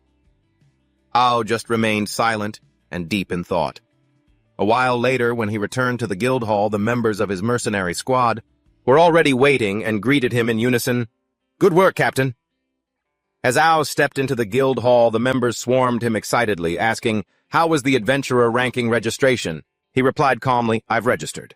The whole mercenary guild cheered in excitement because from now on, their area of operation would expand. A girl in the group even joked, If it's our captain, he must have made the other candidates suffer right. Facing the cheering Ao just replied gloomily, Not really. The mercenaries carelessly laughed out loud, thinking that holding back his power was the hardest thing for someone with a triple-digit rank like him, and surely he couldn't have lost to a rookie. But their boss had lost to a rookie, which was the painful part. Suddenly, Ao slammed his hand hard onto the table, making everyone freeze. He quietly stood up to the astonishment of his subordinates. The more he thought about it, the more Ao gnashed his teeth in resentment, remembering the recent match. In his mind, the image of Lao appeared, haunting him along with that brilliant blue prana. He bitterly realized, that guy didn't even look at me. Ao's eyes burned with indignation mixed with wounded pride, as if he only saw him as a stepping stone. He turned to order his team, From tomorrow on, triple the training load. This sudden decision shocked everyone, and they cried out, Triple Ao asserted. Once they had committed to the adventurer ranking, they would have to face unprecedentedly harsh missions. He clenched his fist, clearly declaring, This world is much larger than we thought. I will also train seriously. Turning back to look at Eddie, Ao said in a low voice, I am also hurt just like you. Although he didn't intend to focus too much on this ranking at first, Lao's appearance had completely changed his mind. Eddie was currently ranked 6,725 among adventurers, while Ao was ranked 6,301. Both were shocked to realize the vast gap. When Lao's ranking was processed, the person who had defeated them was sky-high at position 2,728. A difference of about 4,000 ranks from us can be closed in the blink of an eye, Eddie confidently asserted. Looking at the ranking Ao also nodded in agreement. Looks like we're on the same page. Both decided to head to the notice board to receive new missions. Ao suggested a forest that had just been added to the dangerous area list, and Eddie immediately guessed it. He said, "You're talking about Azaban Forest, right? The more dangerous the place, the easier it is to climb the ranks." Right after that, both were present at the edge of the forest and unexpectedly encountered Lao. Standing across from his two old rivals, Lao's face remained expressionless. Suddenly, a huge sound rang out, shaking the entire forest, making Eddie and Ao jump in fright. Not wanting to waste time on explanations, Lao coldly declared, "Talk later." He decisively sheathed his sword. Then he dashed off like an arrow. Eddie followed closely behind and pressed to confirm, "You want to protect that magical beast, right?" Lao just replied briefly, "Yeah." Watching Lao's incredible movement speed, Eddie secretly assessed he runs pretty fast. To help the rookie move more effectively, Eddie offered guidance. "When moving in the forest, you should take advantage of the rough terrain like this." Finishing his sentence, the young archer jumped powerfully, gliding through the canopy artfully. Lao immediately observed and followed suit. He stomped his feet to gain momentum. Then he launched forward with a blue prana aura surrounding him. But just as Lao landed, Eddie shouted a warning, "Lao, you're being attacked by a magical beast!" Lao was startled and surprised, as a giant creature with a distorted shape, sharp teeth, and glowing tentacles suddenly emerged from the ground. The deep purple monster looked repulsive, opening its wide, gaping mouth. It intended to swallow everything. Both Lao and Eddie immediately took a defensive stance. Facing the ferocious magical beast blocking his path, Lao quickly swung his sword, slashing off a tentacle that was lunging at him, but he realized he couldn't get any closer because of the opponent's massive size. If he only slashed from a distance, he feared he would be dragged in and swallowed whole. Suddenly noticing the royal one-horned beast stuck in the monster's tentacles, Lu shouted, asking if they could create an opening. "Aim for its eyes," Eddie urged, then shouted to Lu, "Keep running!" Eddie fired an arrow that struck the monster right in the eye, making it shriek in agony. Seizing the opening, Eddie commanded Lu to aim for its legs. Lu put all his strength into his legs, leaping high into the air with cold, determined eyes. As he prepared to strike the massive beast, Eddie screamed, "Get the royal one-horned beast out of there with you!" Lu quickly grabbed the little beast, held it tight, and bolted out of the danger zone.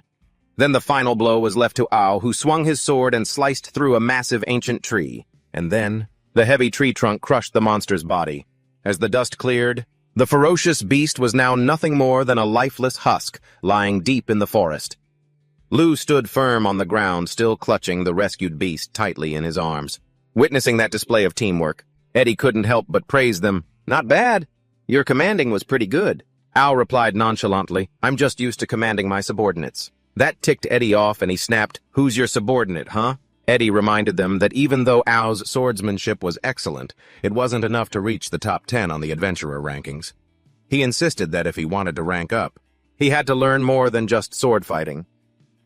A moment later, Luke rushed over, panting heavily, and yelled, "Lu, I'm so sorry I'm late!"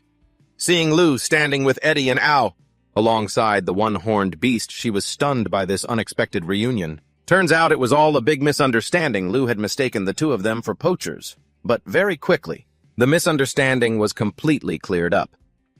Even though things had settled, Luke still stood there with her arms crossed, looking stern at the mercenary Ao. Even if it was resolved quickly, mission attacking out of nowhere like that is not okay. I should probably report this on your record. Seeing the look of terror on his face, she burst out laughing. "Just kidding. You did stop in time after all. But next time I really will report you." Ao just broke into a cold sweat and mumbled, "Understood. I'll be more careful." Right after he leaned in and whispered to Lu, "Hey Lu, why on earth are you carrying that special identification device?" Lu answered casually, "I heard it makes it easier to rank up." While struggling to climb over a fallen tree, Ao said in a low warning voice, "Ranking up is easy, but you'll be under constant surveillance. There's no profession as rigid as those identifiers. Just the travel back and forth between villages takes all day." Seeing that Lu still seemed clueless, Eddie stepped in and poured cold water on the idea. "That's probably not going to happen. You're just being used for their convenience. Do you know why those identifiers want to be exclusive? Because that's the only way they can get promoted. Hey, Don't go bad-mouthing each other's professions like that. Eddie continued to analyze the truth behind Luke's enthusiasm. Identifiers get promoted based on their performance in updating the rankings. In other words, someone like you who's climbing the ranks like crazy is their easiest target. The young archer didn't forget to warn Lou to be on guard, saying that girl was just using him as a stepping stone to get promoted. Lou went silent. The words, "get promoted," echoed in his mind, along with the memory of Luke declaring, "I have something I absolutely must do."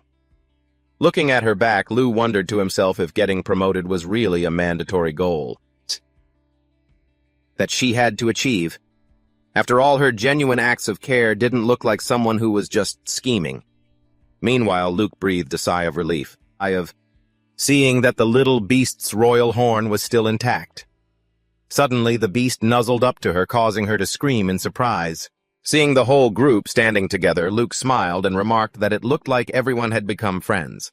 But Ao immediately denied it, insisting that this was just the only safe place to stand. "Seriously, if you're on your own out there, you're toast," Eddie grumbled, calling the wolf ungrateful and not cute at all. Luke quickly stepped in to defend it, explaining that the animal was acting scared because Lou was emitting an incredibly terrifying aura. Lou just looked confused, replying that he hadn't done anything. Suddenly, Luke noticed the giant purple monster corpse lying nearby. She realized it was a frost beast.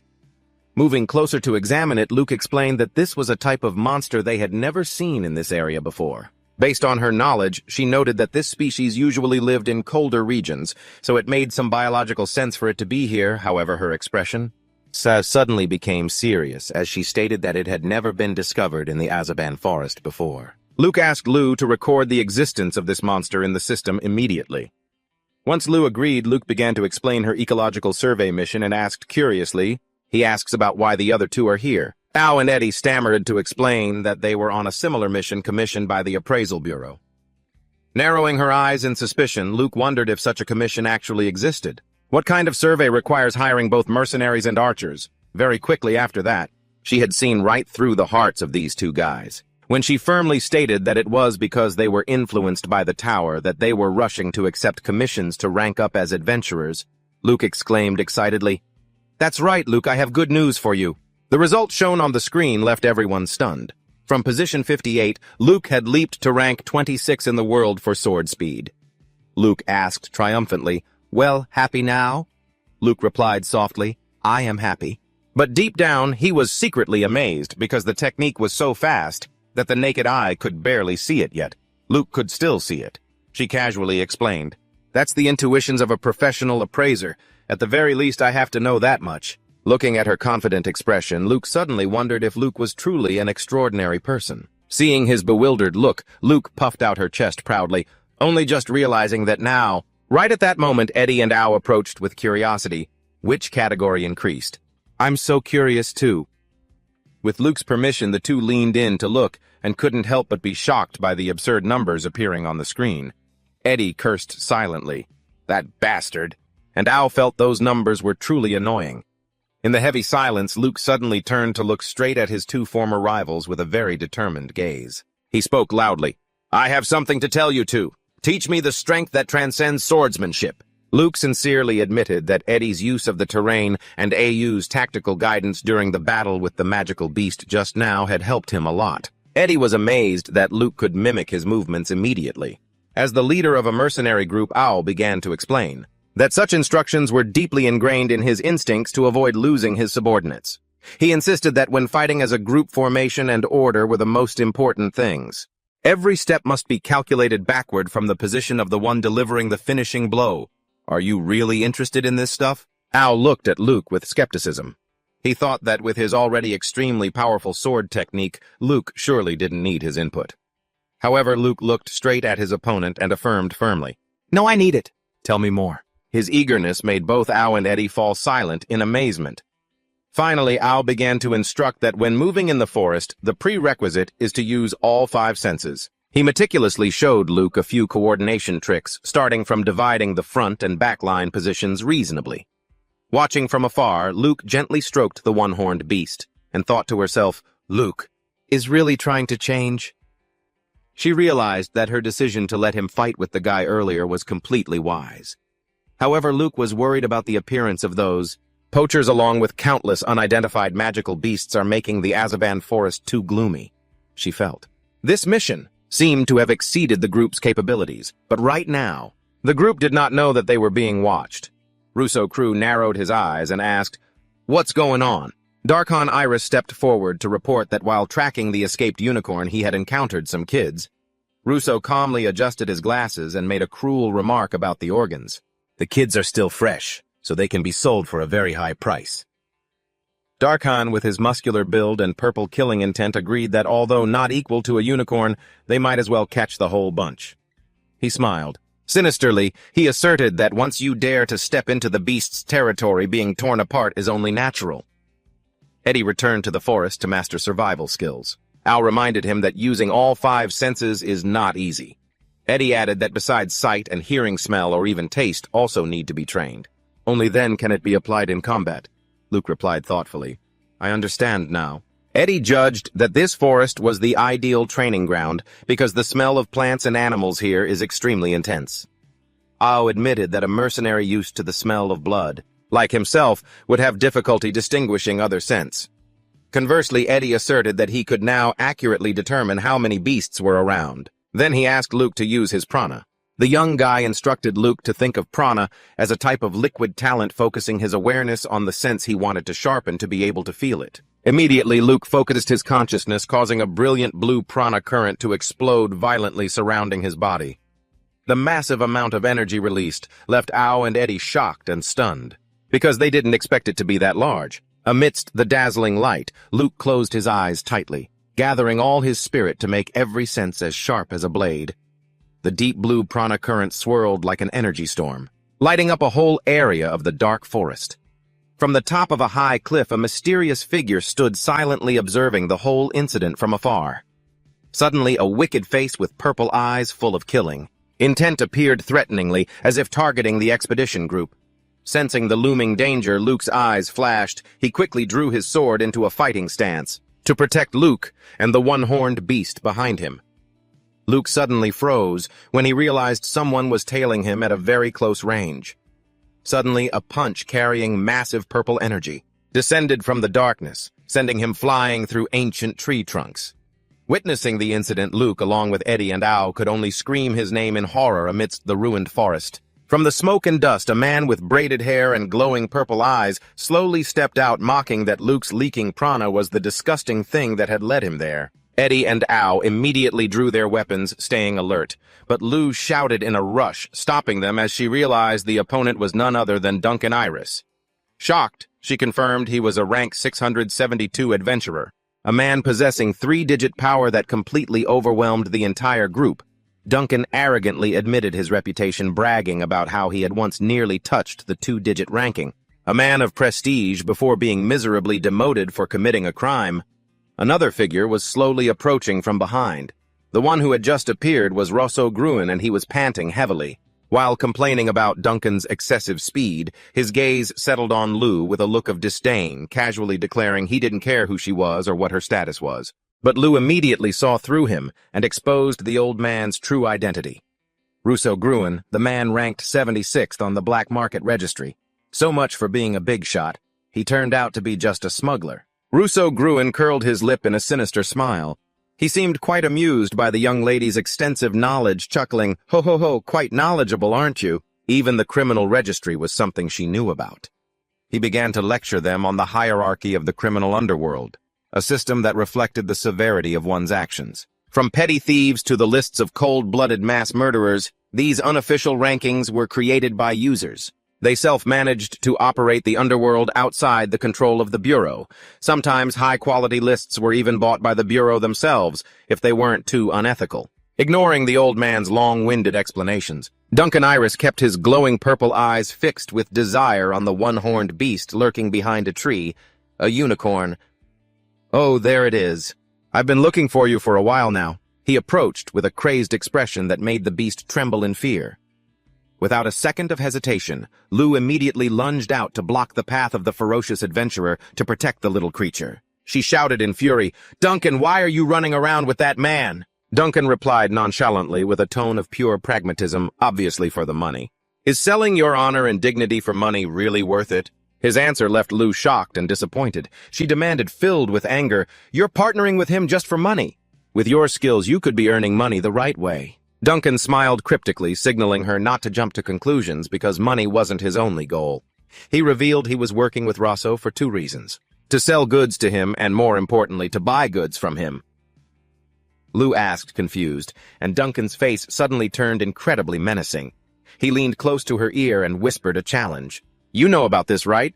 That registry appraisal stuff, if you truly desire it, it can be bought completely." The blatant insult to the system she cherished made Lu tremble with rage. She clenched her fists, her eyes glowing with hatred as she stared straight at the man in front of her. "How dare you insult the ranking system right in front of an appraiser?" Suddenly, a figure lunged to attack, startling Duncan Iris, who used his hand to block the blade. Standing behind him with his bow drawn, Eddie Maxman declared firmly, "Our mission is to patrol the Azaban forest. We cannot let a dangerous person like you walk around freely."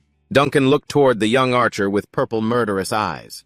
Witnessing the intervention of the young adventurers, Rosso Gruen clicked his tongue, annoyed. How troublesome.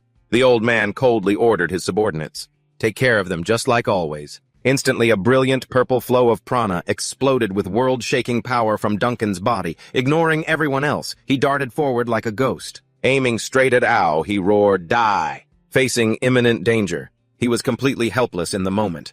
Death touched his eyes. A beam of blue light struck with unbelievable speed. Lu had appeared just in time, using her sword to block Duncan's attack right in front of Ao. Blocked from landing the finishing blow, Duncan Iris stared stunned at the person who had just appeared. He roared in astonishment, "Who the hell are you, huh?" With sharp, glowing blue Brenna eyes, Lu coldly retorted, "That's exactly what I should be asking you." The 2 energies, blue and purple, collided violently, creating a terrifying prana explosion. Enveloping both of them in the ruined forest, Lu stood firm in the eye of the storm, his brilliant blue prana surging powerfully to counter the suffocating pressure from Duncan Iris. Witnessing Lu still standing firm after the direct hit, Lu shouted from behind in relief. "Lu, are you safe?" He answered softly, "Yeah," but his eyes never left the opponent. Not for even a second. Rosso Gruen watched with a sinister smile, casually asking toward Lu, "Is this kid a poacher?" Seeing the royal one-horned beast, the old man triumphantly confirmed he had been searching for it for a long time. Lu gritted his teeth, thinking to himself that there was no doubt. It was definitely this old man and Duncan who were behind everything. Not giving the opponent time to scheme, Lu poured all his strength into his sword, shouting, "Wind strike!"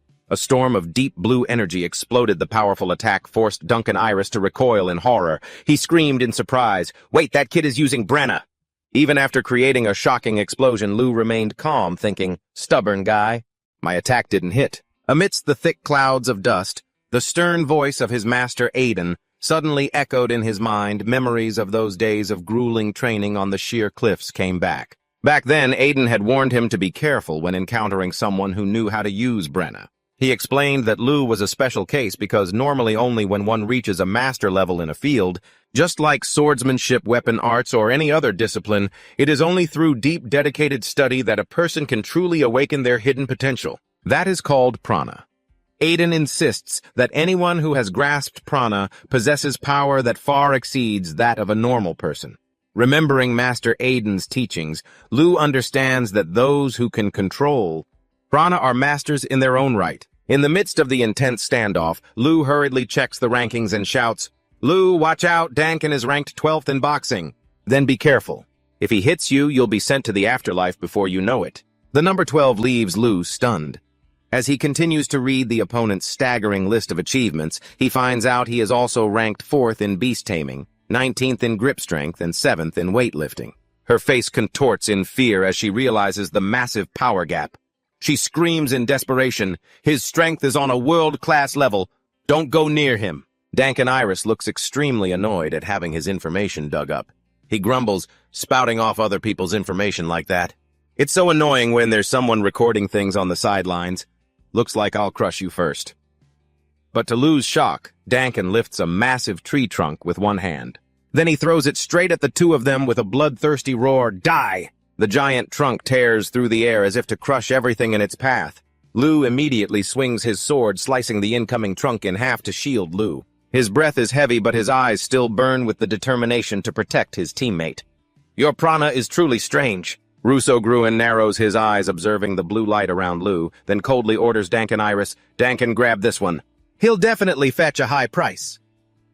Following the old master's order, Dankin wears a twisted smile, his purple eyes glowing with murderous intent.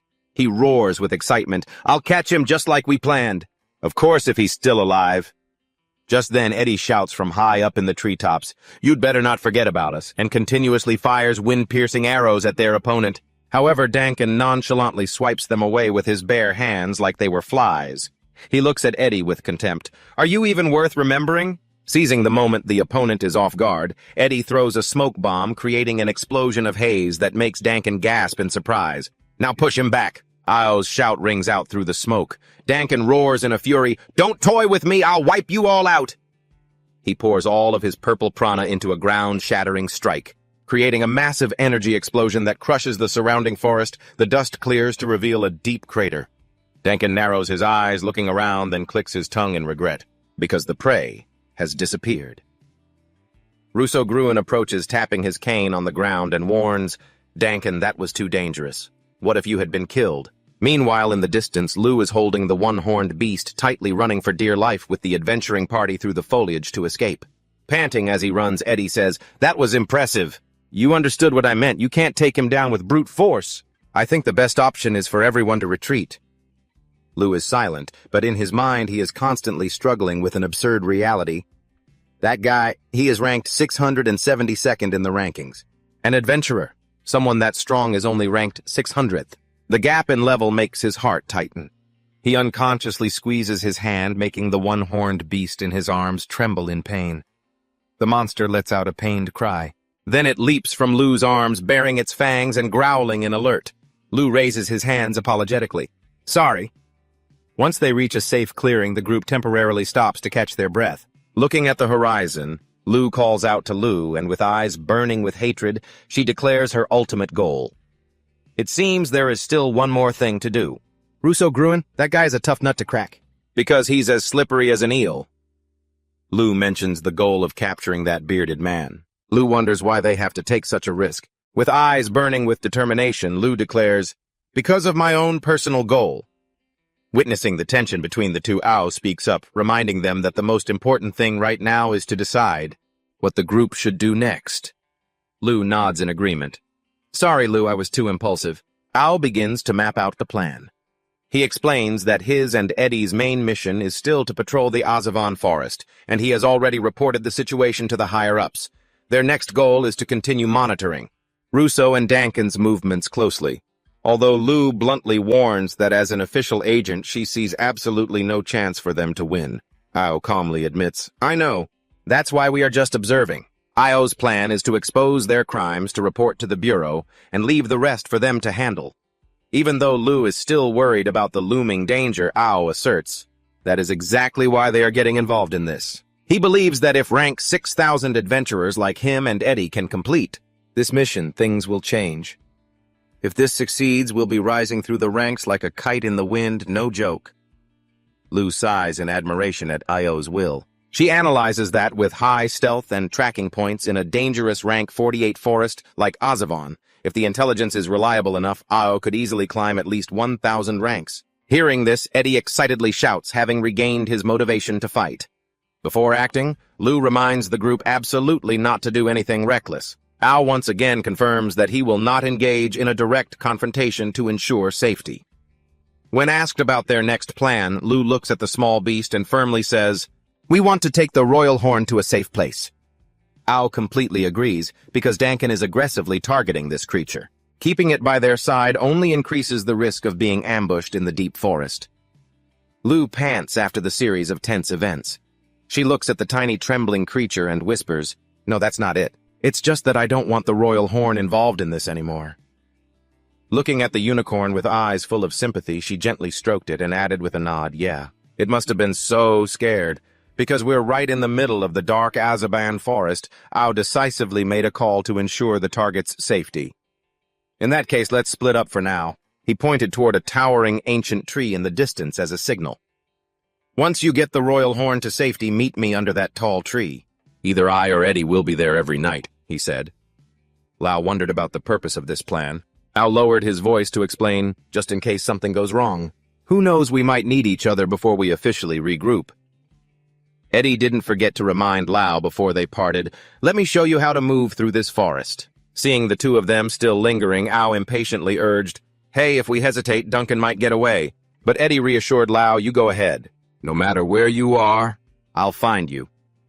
He leaned close to Lao's ear, whispering and passing on crucial survival tips for deep in the woods. After being directly taught and shown the movement skills by Eddie, and Stealth Lao quietly marveled, there's really so much to learn. Because his old sword was damaged after those heavy collisions with Duncan, Lao asked to borrow a weapon.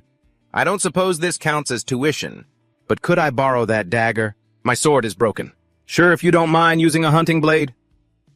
Ao didn't forget to leave one final piece of advice on how to train his mind before sleep. Practice visualizing a bit. It will really help increase your success rate. Eddie added, you have to review it once every day. It made Lao extremely grateful. Finally, Luke gently patted the unicorn and signaled to Lao, well then, let's get the royal horn to a safe place. Finally, the group could continue the ecological survey they were assigned. Although Duncan remained a constant concern, Luke insisted they had a responsibility. We have to finish this mission. Seeing that Luke still had some lingering doubts, Lao looked her straight in the eyes and firmly affirmed his position. He silently placed his trust in Ao and Eddie, even admitting that their skills are perhaps even better than my own. Their skills are truly impressive, just as you said. We can trust them. Suddenly, Luke raised her finger excitedly and made a proposal. In that case, I have an idea. How about we find the royal horn's home? While we do the survey, from the beginning she had always wondered where this little creature came from, hoping there were still others like it out there. It's lost its parents all alone with nowhere to turn. That's so sad. Luke believed that if the place was truly safe, they could even leave it there. Lao wondered how to find that spot in the vast forest. Luke just smiled and patted the beast's head. We just have to ask it. Hey, little guy, where do you want to go? After a moment of silence, the beast suddenly bolted. It caught them both off guard, causing them to shout in surprise. Luke quickly pointed in that direction. Looks like it's that way. Lao was still a bit skeptical and asked back, really? But Luke was already urging him to run after it. She believed in the royal horn's instinct for finding its way home, as they are very intelligent creatures.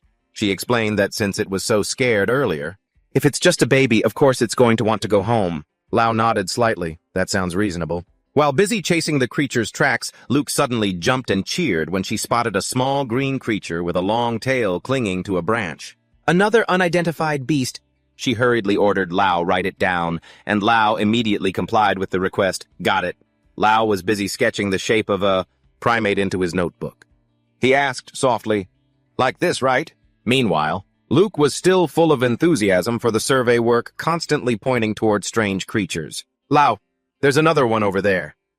Lao could only mumble a response, which made Luke snap. You don't have to answer every single time. Well, if people talk, you answer. But if you don't answer, they complain you're not listening. Now, as sunset dyed the whole forest red, she still couldn't stop her excitement. Lao, there's one over there. Night gradually fell over the Azabon forest, leaving behind a starry sky and a quiet crescent moon. But amidst the silence, Lao never stopped training himself. He stood alone in the dark, exhaling a breath to steady his rhythm. Immediately after that, a brilliant blue stream of prana erupted fiercely, covering Lao's entire body like a powerful flame of energy. He was giving his all to control and hone. While honing his strength as instructed, a voice suddenly echoed from behind. Noticing his friend approaching, he softly asked, Am I bothering you? He explained that he was just reviewing what Eddie had taught him. Seeing that she was still awake, he asked after her, and she held up a notebook announcing, I just finished reading the report you wrote. Looking at the somewhat clumsy sketches, she couldn't help but critique him. Your drawing skills are really terrible. You absolutely have to improve that. There you go, criticizing people again. Just let it slide, will you? Despite that, she gently continued, But for now, I'll let you pass. She advised him to try writing more concisely, asserting that this was just objective feedback. The atmosphere suddenly turned solemn. He looked straight at her and asked in a low voice, You said you want to capture Rosso for your own goal. Is that what you were talking about? Is it something you absolutely have to do? She bowed her head slightly and answered softly, Yes. Seeing his friend's pensive expression, he firmly declared, I will help you. His resolve left her stunned. Huh, she asked back. He looked toward the night sky and remarked in a low voice, "Staying up this late. It feels like if you just sit still, everything you've been suppressing will explode, right?" She could only silently acknowledge it with a yes. With a sad gaze, he continued softly, "I understand that feeling very well." Her eyes went wide with surprise as she asked, "You really understand? You say it like it's nothing big." She stared intently into his eyes, seemingly searching for true empathy beneath his stoic exterior as they walked together through the night forest, lit by the flickering campfire. She asked curiously, "Is that why you practice late every night?" He replied with a single short, yet firm, yes. She stood still, watching the young man's back, feeling a connection between two souls burdened by their own separate weights. "Thank you, but you don't even know what my goal is." He turned back to look at her and replied sincerely, "Even if I don't know, I can still help." Faced with that trust, she decided not to hide it anymore. "I will tell you what my true goal is." She began to explain the nature of this world. A place where the rankings are a list of the best from top to bottom. A place where everyone fights to climb higher to seek honor and prove their own worth. However, what if the opposite also existed? What if in this world there was a ranking that recorded those rising from the very bottom? Her gaze turned cold when mentioning a dark existence called the worst ranking. She looked straight at him and asserted clearly, "That is the dark side of the ranking that I am pursuing. 5 years ago, when I was still a little girl, I had a very close friend named Miriella. Miriella was a petite girl with golden hair, but fate was cruel. She was born blind and had never known what the outside world actually looked like. Because of that disability, Miriella never mocked her friend's ambitions, which were considered foolish." Sitting together on a wooden bench under the cool green shade, Miriella smiled gently and praised her. "Luke, that's amazing. Do you want to become an appraiser?" With sparkling eyes full of passion, Luke exclaimed excitedly, "Hey, my dream is to become an appraiser and break the #1 rank," she asserted proudly. That there is nothing more honorable than being the one to personally record the journeys of the great figures who will make history. Even though other children mocked her, saying she could never do it, but to Luke, Miriella was the only person who truly believed in her. Miriella comforted her gently. "Perhaps this school is too small for someone like you, Luke." Then she suddenly remembered something and told her friend, "Hey, yesterday, my dad said something. My family was invited on a cruise ship. I think it was called Bond something." Upon hearing that name, Luke jumped up in surprise. "Bond Solutions, that super luxury cruise ship that was just built recently?" Faced with her friend's intense reaction, Miriella only explained softly, "That because her father accepted an invitation from relatives, she didn't know much information." Miriella lowered her head and spoke in a low voice, making a suggestion that left Luke stunned. "So if you don't mind, I was going to ask, do you want my ticket?" Seeing her friend couldn't believe her ears, Miriella sighed sadly. "Because after all, I can't see anything anyway." Before her friend could finish, Luke shouted in protest, "No!" She firmly refused that luxurious ticket, to Miriella's amazement. "Giving away a VIP ticket like that? Why on earth would you refuse, girl?" "If I go, I want to go with you," Luke firmly asserted, then grasped her friend's hands tightly and promised, "I will definitely hold your hand the entire trip." Touched by that sincerity, Miriella smiled and agreed to ask her father's permission. In the end, Miriella's mother gave up the precious ticket so Luke could board the Bond Solutions cruise ship. It was magnificent. To a young girl always shunned by friends because of her big dreams, Miriella was the one and only most important friend Luke ever had. Conversely, Miriella's family also deeply cherished this friendship. Yet just 2 days later, a horrific tragedy struck unexpectedly when the glass shattered into pieces due to an engine failure and the giant ship ran aground, beginning to sink into the deep sea at a dizzying speed. The atmosphere in the control room grew extremely tense as more than half of the lifeboats were damaged in the collision, leaving very few boats remaining. It would take them 3 trips to evacuate all the passengers, and faced with such a life-threatening situation, the captain ordered everyone to assemble on the deck, and coldly declared that he himself would be the one to decide who had the right to board the lifeboats. This scenario sounds all too familiar, doesn't it, everyone? In this dire situation, hanging by a thread, the captain looked at the file on the table and whispered to himself that there was no other choice but to use it. He stepped out before the panicked crowd on the deck under a blood-red sky, saying, "The passenger list for the first boat will be announced now. If your name is called, please board the lifeboat immediately." Amidst the pushing crowd, Luke tightly gripped the hand of his blind friend, reassuring her, "It's okay, Miriella, I'm here with you." The loudspeaker began to blare the names of those chosen. Jack Brownlayer, Amit Luke Emiria, and following that, Lucas Nixon and Oliver Crow. As the announcement ended, that was the entire passenger list for the first lifeboat. Luke stood there, stunned and frozen in place. Huh, she stammered, asking in disbelief, why is it only me? At that very moment, Miriella quietly let go of Luke's hand. Luke shouted in desperation, Miriella! But the little friend just smiled back. I'm fine, just go first. There's no time to argue. If we don't cooperate, no one will survive. Miriella placed her hand on her chest, entrusting her final belief. I believe you will become a certified examiner, Luke. So I hope you will believe in me too. Everything happened so fast. The small lifeboats gradually moved away from the sinking ship amidst the fiery sunset. As soon as they brought the first group of passengers to shore, the boats immediately returned to the ship to continue the rescue. When the second round of rescue boats returned to land, Miriella was still not on them. And by the time the third rescue trip was about to depart, it was too late. A horrific explosion suddenly occurred, turning the ship into a giant torch, burning brightly beneath the sunset. Witnessing that scene, Luke collapsed onto the sand in absolute shock. No way! Nearby, two crew members spoke to each other nonchalantly and with relief. Thank goodness we didn't get on that ship. Yeah, because we've been working hard. They whispered a cruel truth. The ones with the worst rankings were pushed down. Hearing that, Luke stood up abruptly, his face darkening with rage, and snapped back. What does that mean? What is this worst ranking? The two men jumped in terror. Huh, kid, you heard that? With cold, threatening eyes, she stared at their reactions. This isn't something everyone should know, is it? Explain it. If you don't talk, I'll make sure the worst ranking becomes known all across this coast. Faced with the little girl's threat, one man clicked his tongue and compromised. All right, I'll tell you, but don't you dare tell the captain. He began to reveal the dark existence known as the worst ranking. Back in reality, by the campfire, Luke spoke in a low voice to Lou, explaining that it was a ranking of people in order, from the lowest capability upwards regarding social, economic, physical, and mental aspects. It ranked those who were considered incompetent in all those fields. So with just a glance, one could immediately recognize it. It was used to decide who would be discarded if things went south.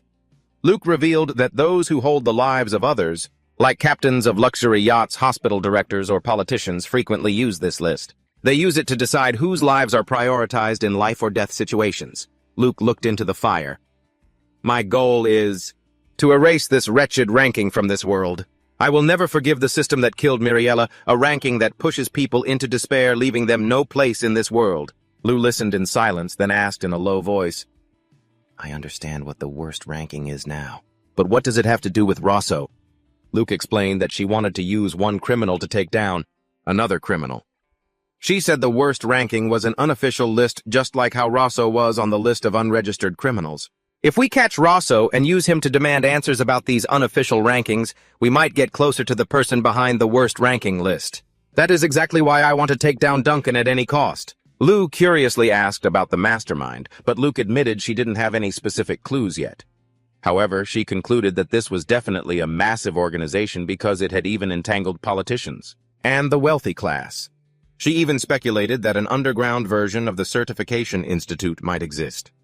The two fell into silence in the quiet night forest. Looking at the small girl, Lou comforted her gently. It must have been very hard for you. You've carried all of this on your own. It must hurt a lot, and yet you never stopped. You're extraordinary. Luke, the pain I feel, it doesn't compare to yours. You lost your whole village. Hearing those words, Luke bit her lip to stop a sob. Don't. If you say things like that now, I'm going to cry. She sat hugging her knees by the campfire, trying to suppress the tears welling up. Lou watched silently, feeling the pain she had endured for so long. Luke looked up, her eyes blurred with tears. Then you have to tell me, too. It's not fair if I'm the only one crying. So tell me, what is your goal? Lau nodded slightly, agreeing. All right, but I won't cry right now, he challenged. No way. I'll make you cry in my arms, she replied. After a night of pouring their hearts out, dawn broke. Lau sobbed uncontrollably as he finished telling her about his painful past.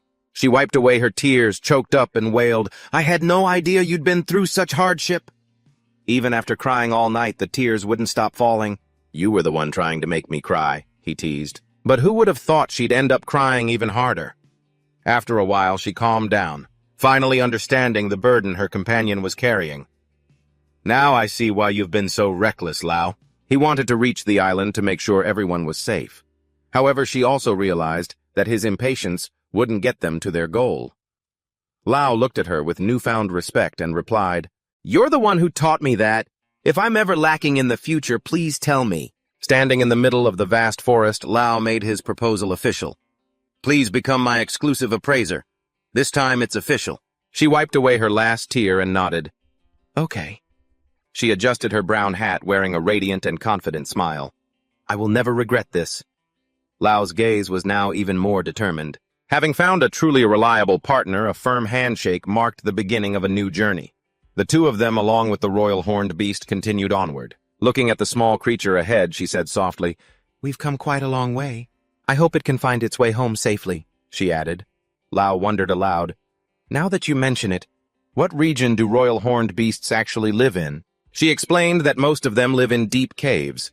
Thanks to their incredible vitality, they rarely need to hunt and usually choose to live quietly inside the caves. Deep dark rocks. So that's how those poachers manage to track them down. "They'll do anything for money," she muttered. Suddenly, the royal horned beast caught a familiar scent and bolted away, catching them both off guard. She shouted, urging Lao, "Don't lose track of it. Its home must be right around here." Lao immediately agreed and chased after it with her through the thick bushes. After running through the forest, the beast suddenly stopped in front of a giant object blocking the path. Standing before a gray cracked orb, Lao asked in confusion, "Is this a giant rock?" "No," she realized, shocked by something unusual. She rushed toward the rock, her face twisted in astonishment as she realized it wasn't a rock at all. It was a moose mimic, an extremely rare magical beast. She couldn't believe such a creature existed in the Azaban forest. However, as they moved closer to examine it, she realized it had been dead for a long time. She pondered, then confirmed, "I see. That explains all the mysteries." Seeing Lao still bewildered, he asked, "What do you mean?" She began to explain in detail. She asked if he knew about mimics, creatures that use treasure to lure and devour humans.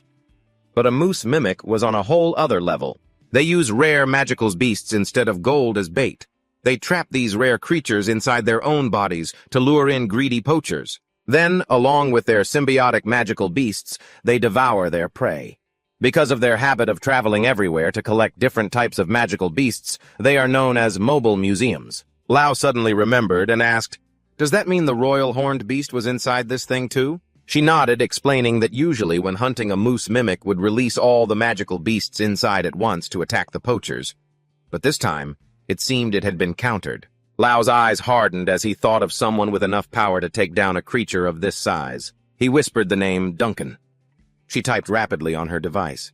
Janelle breathed a sigh of relief because she had finally found the cause of the mass magical beast outbreak. In the Azaban forest, the death of the moose mimic had caused all the trapped magical beasts to escape at once, completely disrupting the forest's ecosystem. With this information, their survey report was finally complete. Looking at the giant carcass of the moose mimic, Lao exclaimed in horror, "This is terrible."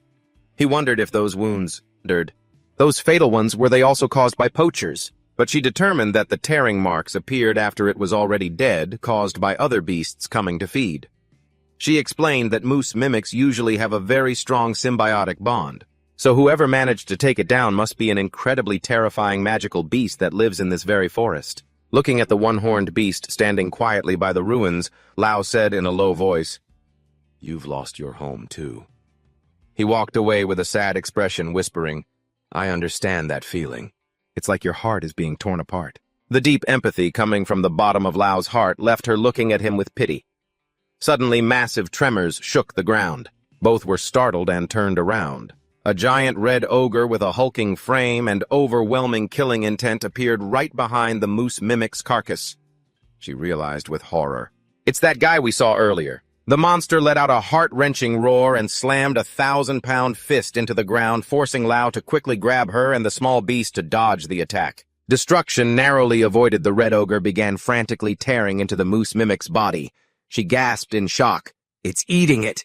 Witnessing the enemy destroying its old home, the royal horn, the one-horned beast couldn't contain its rage. It roared and charged straight at the giant, ignoring her warnings to stop. But with overwhelming power, the ogre just needed one swing of its arm to send the tiny creature flying, tossing it into the air before it crashed to the ground in pain. The royal horn. A one-horned beast shakily tried to stand after the heavy blow. Its body was still reeling, but its eyes burned with determination as it quietly stepped forward. Blocking the path between the beast and the enemy, he placed his hand on his sword hilt and commanded in a low voice, "Wait there." With a cold, fierce gaze, he drew his long sword from its scabbard with a decisive motion, declaring he would finish this in an instant. Amidst the tense standoff, Lo suddenly recalled Eddie's instructions. Before this, the young archer had asked, "You said there's a technique you wanted to use, but you kept failing, right?" Though he admitted he wasn't an expert in swordsmanship, Eddie had quickly realized the problem lay in how Lo used his prana. Lo had honestly confirmed, "Yeah, I think I'm failing because I can't control my prana." Flashing a confident smile, Eddie had offered his help. "If that's the case, it's simple. I will teach you the method of controlling prana passed down through the Maxman family." The boy assured him that with Lo's natural talent, he would quickly master the secret technique. Mastering the energy inside your body. If you can learn this, you'll reach the top in no time. Back to reality. Lo closed his eyes tightly, focusing all his mental energy to sense and channel his prana according to the Maxman family's method. His eyes snapped open, blazing with a powerful, deep blue energy. Prana lightning bolts erupted, enveloping Lo's face. In his memory, Eddie explained that after understanding how to reinforce his 5 senses, the next step was to use those very senses to look inside himself. Lo whispered deep in thought, "Look inside yourself." Eddie continued to explain, "It's like standing high above and looking down at yourself right from the top of your head." The boy affirmed that if Lo tried it, he would see something incredibly interesting, especially for someone with as much prana as Lo. The effect would be clearer than ever, returning to reality. Lo squeezed his eyes shut. Focusing his heightened senses to the maximum, he began to look deep within himself in the spiritual realm. Blazing with deep blue energy, he was shocked to realize, "This is me." Observing more closely, Lo saw the flow of prana inside his body was completely chaotic. He muttered, "I understand now. If it's like this, then..." Lo's eyes brightened with powerful blue electricity. He lunged forward like a bolt of lightning, closing in on his opponent to the ogre's astonishment. The red ogre roared, intending to crush its opponent, but Lo was one step faster. He gripped his sword hilt, channeled all his stabilized prana into the blade, and silently called the technique's name. True Path, transforming into harmony. Immediately, a slash carrying a brilliant blue light struck directly into the monster's massive frame. Watching the scene, Lo couldn't help but be shocked. He exclaimed, "The second move, did it actually work?" But Lo knew it wasn't enough yet. He muttered, "Wrong, just one move isn't enough." He dove in like a whirlwind, unleashing a flurry of sword strikes. They were so fast the naked eye couldn't track them. Transforming into harmony was a terrifying technique because it accumulated power with every single slash, and the count never stopped. Each blue light trail struck the ogre's body in succession, creating immense pressure that left it no room to counter. The monster shrieked in extreme agony before the storm of sword energy. Lo's eyes glowed with cold indifference. He calmly sheathed his sword. The moment the click of the lock echoed, all the accumulated power exploded violently into a massive ball of energy, crushing the red ogre in an earth-shattering explosion.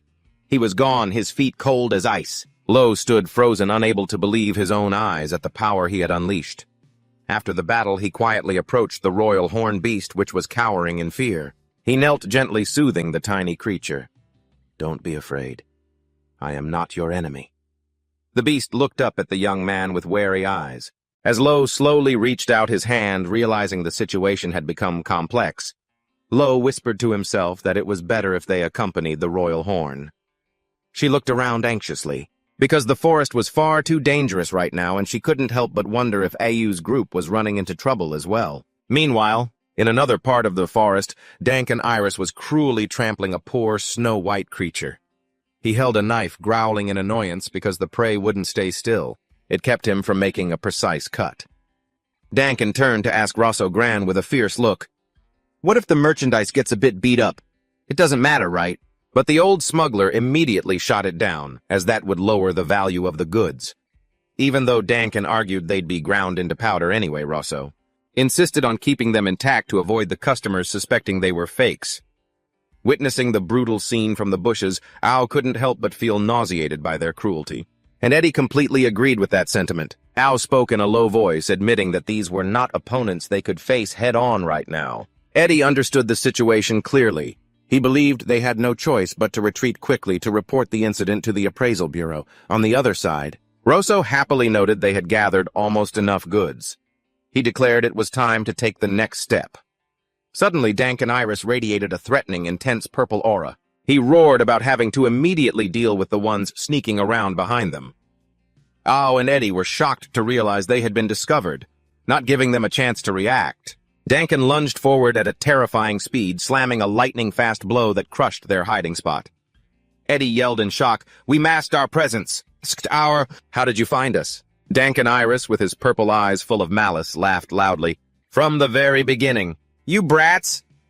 He explained that while the group was busy hunting magical beasts above, he was hunting for merchandise, and every magical beast's presence around here was already in the palm of his hand. Eddie gritted his teeth in anger. "You bastard!" He realized that a triple-digit rank adventurer didn't just possess raw power, but also terrifying tracking skills. Wasting no time, Ao immediately threw out a cloth bundle.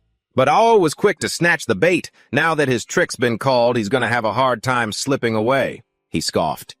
"You think the same cheap trick will work twice?" But right at that moment, an arrow whistled through the air, piercing the fabric bundle in his hand, and a cloud of smoke exploded, obscuring Ao. Can roared in fury.